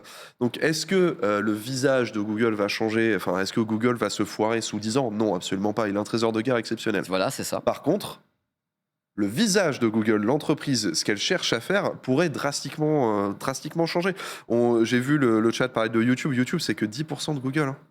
C'est que 10% des Oui, mais revenus. c'est l'approche du public. Quand C'est on pense à Google, on pense vraiment. Voilà. Le truc, c'est que assez vite Google à est YouTube tellement et à dans tout Google qu'on Assistant. pourrait assister à Google qui, justement, va plutôt essayer de renforcer un secteur en croissance qu'il possède déjà, plutôt que d'aller vers le moteur de recherche qui est son truc. Donc, ce serait vraiment rebattre les cartes. C'est pas forcément un mauvais move parce que c'est aussi dangereux pour le fait de se lancer dans un truc comme ça. Ils ont quand même une base qui est super stable, ils ont des revenus qui sont fixes, qui arrivent, même si les revenus publicitaires ont quand même tendance à baisser. Pour eux, ils sont pas non plus en danger d'extinction. Il y a d'autres trucs qui sont. J'en parlais avec une de mes filles qui me parlait de Snapchat et qui me disait qu'il n'y a plus personne qui va dessus. Par exemple, à son époque, il y a encore 5-6 ans, tout Enfin. le monde était sur Snapchat. Oui, enfin. Non, mais Et là, je savais que t'avais- TikTok, Enfin. a priori, a bouffé Snapchat Oui, je mais pense, d'une moi. force absolument je pense. incroyable. Et globalement, assez rapidement quand même. Parce Ah bah que oui, oui, mais c'est, au début, Snapchat avait quand même pignon sur rue. Et à la limite, Instagram est plus solide face à TikTok a priori. Autour de moi, j'entends encore parler d'Instagram. Par contre, Snapchat, c'est un peu, c'est très compliqué, quoi. Ils essayent de se relancer dans la réalité augmentée, je crois, avec. Ils sont en train de beaucoup investir dans la création de contenu original aussi, avec des formats de 1 à 3 minutes, enfin non, plus de 3 à 5 minutes, pardon. Donc ce serait plus essayer d'avoir du format long face à TikTok, de ce que j'ai vu. Mais après, ouais, c'est un pari comme toujours. Hein. Donc, Amandine, tu as une idée d'une entité Moi, qui... je pense à Snapchat aussi, effectivement. Enfin, j'ai l'impression qu'ils n'ont vraiment pas réussi à prendre le contre-coup de TikTok. Aujourd'hui, ils essayent de brasser, ce que disait Otax, un max de créateurs de contenu, en fait, pour s'offrir des créations originales, pour essayer de dire, voilà, on se démarque de telle et telle manière. Aujourd'hui, ça marche plus trop. Il faut quand même aussi avouer que l'interface, enfin, je trouve que l'expérience utilisateur de Snapchat, elle est... J'ai jamais compris comment ça marche. Voilà. On est peut-être trop vieux, hein, mais... C'est ça. Enfin, moi, je trouve qu'elle est datée, qu'elle est pas pratique. Elle est datée. Alors, là où tu vois que TikTok, en fait, TikTok, en 2 secondes, tu prends le coup. Alors, c'est pas forcément une bonne chose, parce que du coup, tu y restes très longtemps. Mais TikTok, en 2 secondes, tu Et- prends le coup, tu sais tu sais comment naviguer, tu sais ce Il y qu'il a faut ça faire. aussi, en fait, TikTok a pompé le public. Parce que les gens Exactement. sont tous sur TikTok Bien en sûr. train de passer des heures dessus. Ils sont pas sur Snapchat en même temps. Non, mais ils ont aspiré. Ils ont carrément aspiré le truc. Un petit truc encore, Reza, avant qu'on passe, parce qu'on va passer au test directement, parce qu'on fera ça la semaine prochaine, parce que sinon je vais pas avoir le temps. Et ça, c'est dans Yes, un I. Sonos, et on en parlera la semaine prochaine. Mais déjà dans le récap tout à l'heure, on fait les deux. Voilà. Moi, je pense que Snap va quand même survivre. Parce que Snap, ça fait partie aussi des. Comment dire, des souterrains, dans le sens qu'il y a le Snap visible et il y a le Snap invisible. Il se passe beaucoup de choses sur Snapchat, en fait. Malheureusement, pas des belles choses. Comme un peu, je peux donner une autre. C'est à charge. Dès que tu parles, ce soir, c'est à charge. C'est ce que disait quelqu'un dans le chat, quoi. Il disait qu'il n'y avait plus que des dealers sur Snapchat. Ouais, je parle C'est vrai que- je vais me parler d'une autre appli, une appli du genre Snap un peu qui est arrivée à l'époque, Telegram, et Oh là. qui existe toujours. Qui marche très bien. Voilà. Pas pour les mêmes raisons, mais qui existe toujours. Donc en vrai, Snap, voilà, je pense que ça restera toujours là. Tout à l'heure, on parlait qu'il faisait des efforts pour tout ce qui est la création de contenu. Et on sait que tu as pas mal, je crois, d'émissions qui passent à la télé où ils ont leur communauté sur Snap et autres. Donc même si quand même TikTok prend un virage, Snapchat, c'est quand même assez vieux. Je crois que ça a commencé vers 2012, un truc comme ça. Ils sont encore là aujourd'hui. Donc je pense qu'il faut plus que juste TikTok pour éteindre l'application. Donc forcément, il y aura des revirements de communauté. Là, c'est TikTok qui marche plus. À un moment, c'était Instagram. Twitter aussi à son côté. Mais je pense que c'est un peu comme la mode. Ça tourne, ça revient, ça tourne, ça revient. Et Snap, c'est pas une boîte que je vois s'éteindre complètement, en fait. On va voir ce que ça peut donner. D'accord. Bah, écoutez, c'est très très bien. Alors, je sais pas, on a un petit décryptage ou pas aujourd'hui? On n'a pas de décryptage? on a un On a un décryptage. C'est pour ça qu'on est Et c'est un très super, beau décryptage. ça. super en retard, mais c'est une merveille. Vive les émissions où on a le temps de parler. Allez, on va le jingle tout de suite. Merci la région. Merci. Au taxe. Aïe, on va parler des DNS et on va aller très très vite. Pour le coup, je l'ai choisi Yes. parce qu'il y a une petite notion derrière que j'ai envie que vous sachiez. Alors, faut voir un truc, c'est comme tous les réseaux, Internet fonctionne via un système d'adresses IP. Toutes les machines ont leurs propres adresses et peuvent interagir entre elles. Sauf que voilà, retenir une adresse IP, ce serait un peu une tannée sans nom. Hein. À base de, t'as vu ce qui se passait sur 80.168.2.1, folie de ouf, on va pas faire ça évidemment. Et c'est pour ça qu'on a inventé les noms de domaines comme twitch.tv/le stream ou encore legrandpop.fr pour ne citer que, qui transforment justement ces adresses IP compliquées à retenir en des noms plutôt communs. Ce que vous ne savez peut-être pas, c'est que ces noms de domaine sont justement gérés par ce qu'on appelle des DNS, soit Domain Name System ou système de nom de domaine en français. Et si la plupart des fournisseurs d'accès à Internet ont leur propre DNS configuré sur leur box, vous avez aussi la possibilité de choisir votre propre DNS public. Deux très populaires sont les DNS Google, dont on parlait. 88888. 88888, tout Et à fait. Et ceux de Je l'ai Cloudflare. tellement mis celui-là. Et ceux de Cloudflare. Ça, je le connais Un pas. point. Let's go. Cette notion est importante à connaître parce que c'est souvent par le biais des DNS que les FAI de nombreux pays vont bloquer l'accès à certains sites. Parce qu'après tout, si un DNS n'est pas capable de faire le lien entre le nom de domaine et l'adresse IP, bah rien ne s'affiche, hein, tout bêtement. Mais si vous changez vos DNS pour un DNS public comme celui de Cloudflare, vous êtes garanti de ne subir aucune censure. Et c'est aussi un bon moyen de protéger vos données, puisque certains résolveurs DNS analysent et revendent vos habitudes d'usage à des entreprises tierces. Donc reprendre la maîtrise de vos DNS, c'est aussi reprendre la maîtrise de vos données. Pensez-y. Que c'était très clair. Oui. Même moi, j'ai compris. Alors, ça va pour vous dire, mais parce que quand même, il y a des choses qui vont être abordées ici, où quelquefois, à chaque fois, Otaxio arrive à débroussailler Merci beaucoup. cette jungle de façon étonnante. Tu restes dans les parages, parce que je crois que le test de la semaine, c'est toi. Voici le magnifique jingle maison du JDH, tous les jeudis de 16h à 18h. Voici le jingle du test de la semaine. Alors, mon petit Otaxio, tu l'as devant toi, et Tout à c'est fait. comme le port-salut, c'est marqué dessus. C'est Samsung, on parle C'est d'un le PC. Samsung Galaxy Book 3 Ultra. Alors, on vous avait parlé des annonces des Galaxy Book 3 au JDH, avec notamment les Book 3 classiques, les Book 3 360. Là, on est quand même sur une grosse nouveauté pour cette année chez Samsung, cette fameuse variante Ultra. Pourquoi ? Parce qu'on est sur une configuration très puissante sur le papier. On est déjà sur un ordinateur 16 pouces, hein, avec un bel écran dynamique AMOLED qui peut aller jusqu'à 120 Hz. Moi, ce que je retiens surtout, je sais pas si tu veux Mais le j'entends. faire détour un petit peu, sait-on jamais, c'est ce pavé tactile qui est immense. Alors, Je n'ai franchement- jamais vu un pavé tactile aussi grand sur un C'est vrai que produit. c'est de la mousse. C'est pour les doigts du géant vert. Hein. Mais ça en Moi. devient un petit peu trop quelque part. À chaque fois, je n'utilise du coup que 25-30% de cette surface. Est-ce que Mais ça te pourquoi dérange pas Parce que t'as pas ton doigt qui traîne dessus quand tu tapes au clavier Non, ça va. J'ai pas eu ce souci-là. C'est de faire On est ce que quand je même peux sur avec une la lumière, construction mais c'est pas assez facile. classique. Alors pour revenir sur cet Des écran, reflets. puisque ça va être quand même évidemment le premier truc qu'on voit, on est sur du 16 pouces en vert Dynamic AMOLED. On est sur une définition de 2880 par 1800 pixels. C'est entre le 2K et le 4K fondamentalement, à Je peu de trouvais- choses près. Voilà. Selon mes mesures, on est à 390 candélamètres carrés de luminosité maximale, ce qui est bien mais pas top, on va pas se mentir. Après, pour de l'OLED, ce n'est pas particulièrement choquant. Une couverture de 107% du volume du DCI-P3, mais dans les faits, ça couvre, en termes d'étendue, ça couvre que 98%. C'est un petit peu dommage.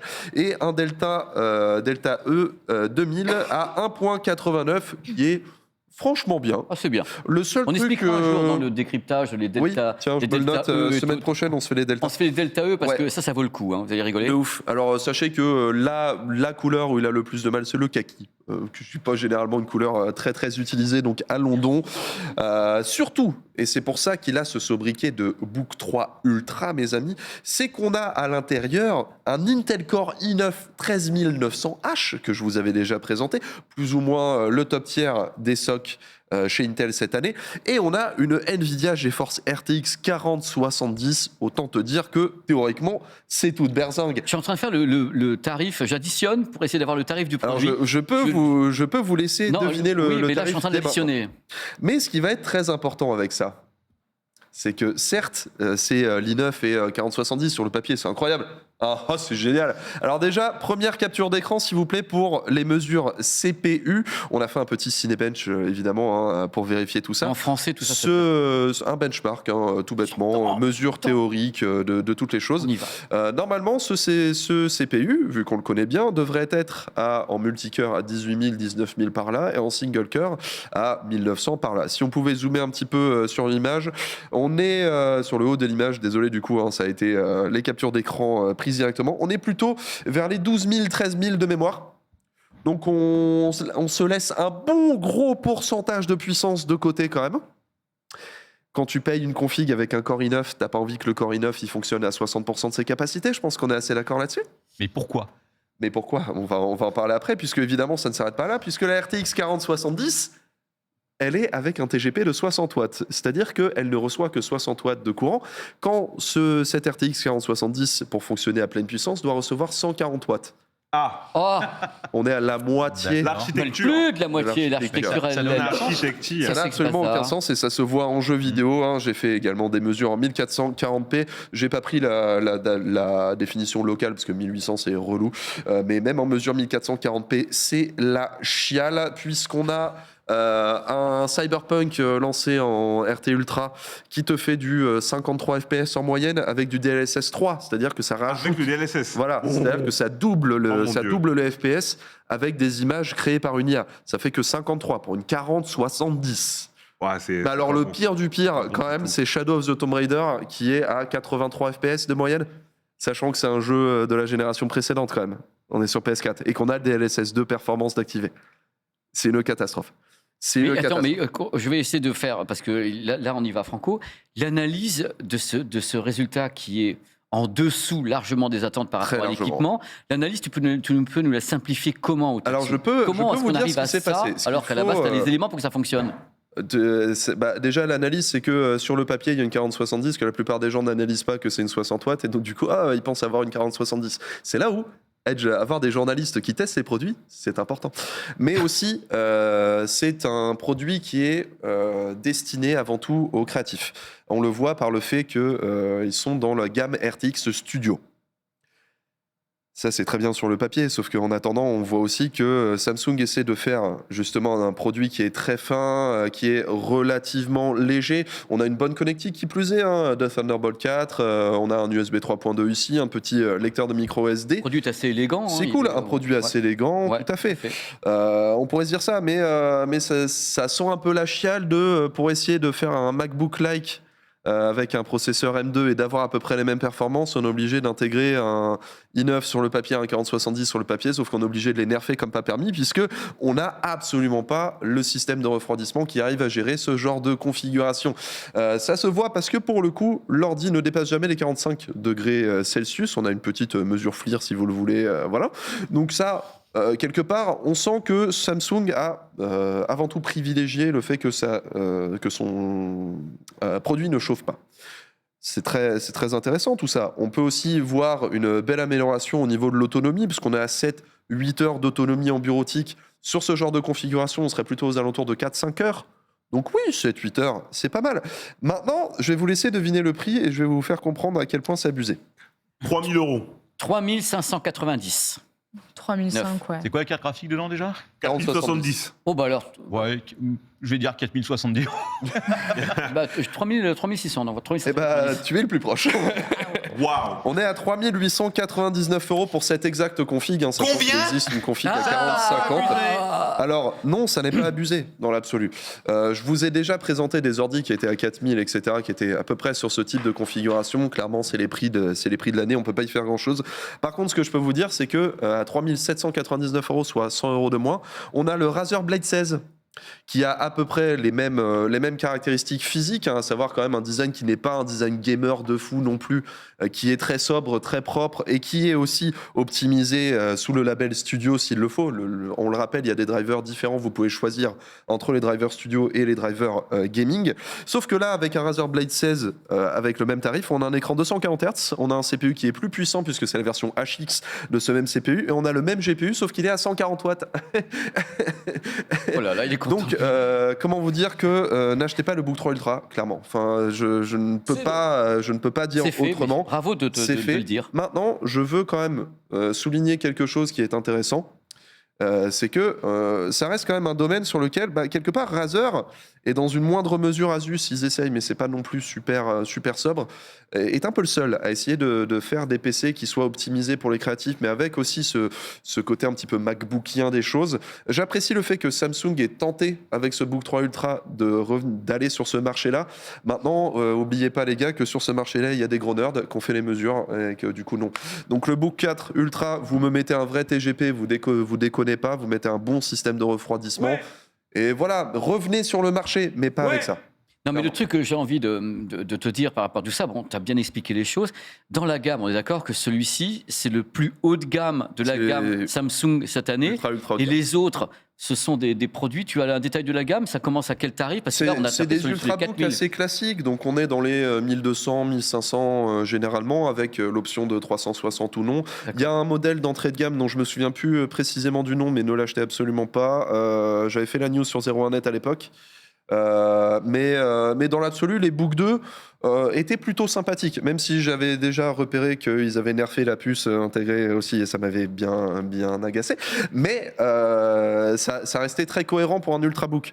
De nerfer un peu la puce pour avoir un peu plus d'autonomie, la chauffe, etc. Là, sur un Ultrabook, ça me choque pas. Sur un PC qui est fait pour de la prod, tu as besoin de la puissance. Quand tu achètes un PC qui a un Core i9 et une RTX 4070, c'est pas pour avoir un PC qui fonctionne moins bien qu'une 3050 de la génération d'avant. C'est non, c'est pas possible ça. C'est juste pas possible. Donc, si on regarde le chat, déjà, 96% pensent que c'est trop cher. Je pense qu'ils ont largement raison. Ils ont Et raison. en plus, Tout à c'est fait pas raison. uniquement que c'est trop cher. C'est que, comme on dit chez moi, en Normandie, ça tape dans la gamelle. C'est pas un foudre de guerre, quoi. Ça devrait l'être sur le papier, et c'est pour ça que ne vous faites pas avoir les chiffres sur le papier, ça ne veut jamais rien dire. Parce que sur le papier, c'est un Core i9 avec une 4070. Incroyable, dans le un sticker format est dessus, super hein. fin et tout. Ils mettent des stickers exprès. Voilà, Les gens se génial. fient aux stickers en disant voilà, le processeur est dedans, ça va tourner et autres. Mais le coup de la carte avec la ligne. Mais et tout, ouais, non, c'est ouf, ça. c'est mort.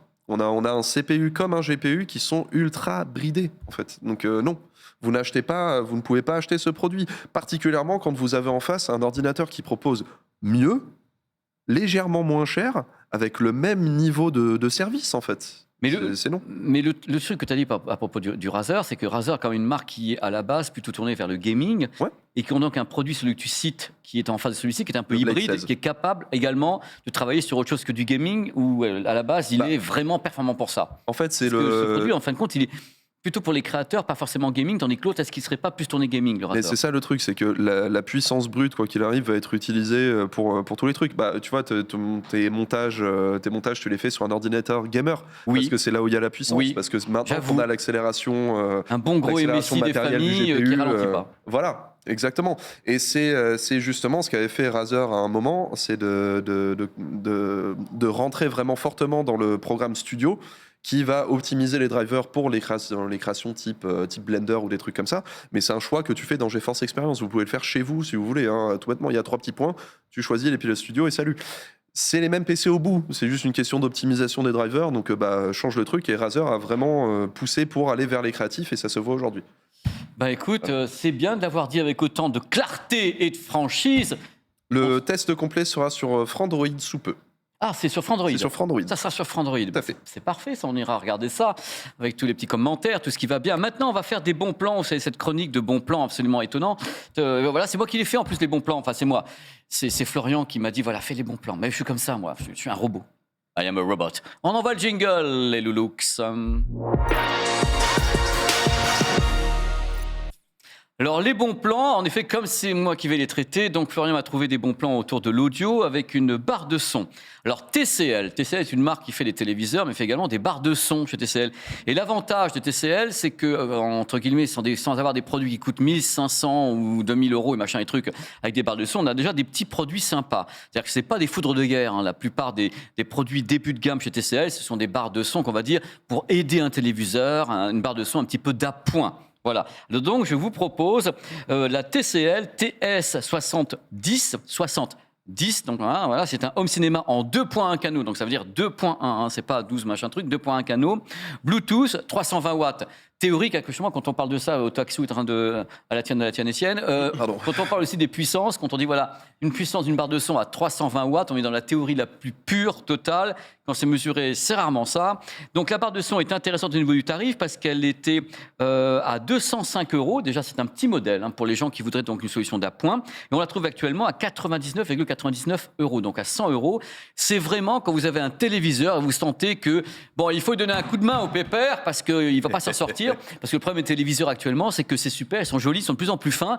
Comment vous faites un haut-parleur qui crache avec un truc qui fait 4 mm? Même si vous rajoutez un petit peu 1 mm en bas, tôt ou tard, vous avez un problème de grave, de dialogue et autres. Et vous dites, mais j'entends rien. C'est les limites de la physique. Là. C'est les limites de la physique et de l'électroacoustique et de l'acoustique tout court. Et dans ce cas-là, cette petite barre de son peut vous filer un coup de main. Vous avez des modèles aussi, je rajoute autour du truc, des petits modèles chez Sony à pas cher, chez Samsung aussi, mais là, vous avez un bon plan avec la TCL TS70. N'attendez pas des performances de oufas, je vous dis tout de suite, mais ça peut vous aider. À ce prix-là, le risque est quand même très limité, les amis. Deuxième petit bon plan, alors là, c'est un produit que je connais bien, parce que je l'ai testé sur la chaîne, et le tarif m'étonne beaucoup, quand même, quelque part. Ce sont les écouteurs sans fil Jabra, ça s'appelle les Elite 85T. Alors, sincèrement, c'est des petites bêtes de compétition. Moi, le prix, je vais vous donner après, ça va être mignon. Donc, c'est réduction de bruit active. Ils annoncent 48 dB en moins. Enfin, c'est théorique aussi. Bon, la réduction de bruit est très, très bonne. C'est un produit qui est vraiment très, très bon. Il y a appairage avec Android, s'il vous plaît.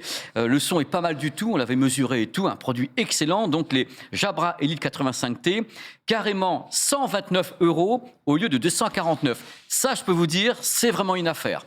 Allez-y, franco, le produit est assez étonnant. Voilà, pendant que Otaksu nous fait les fontaines du Bellagio à Las Vegas, parce qu'on est quand même un peu tous malades ici. Je vous remercie beaucoup.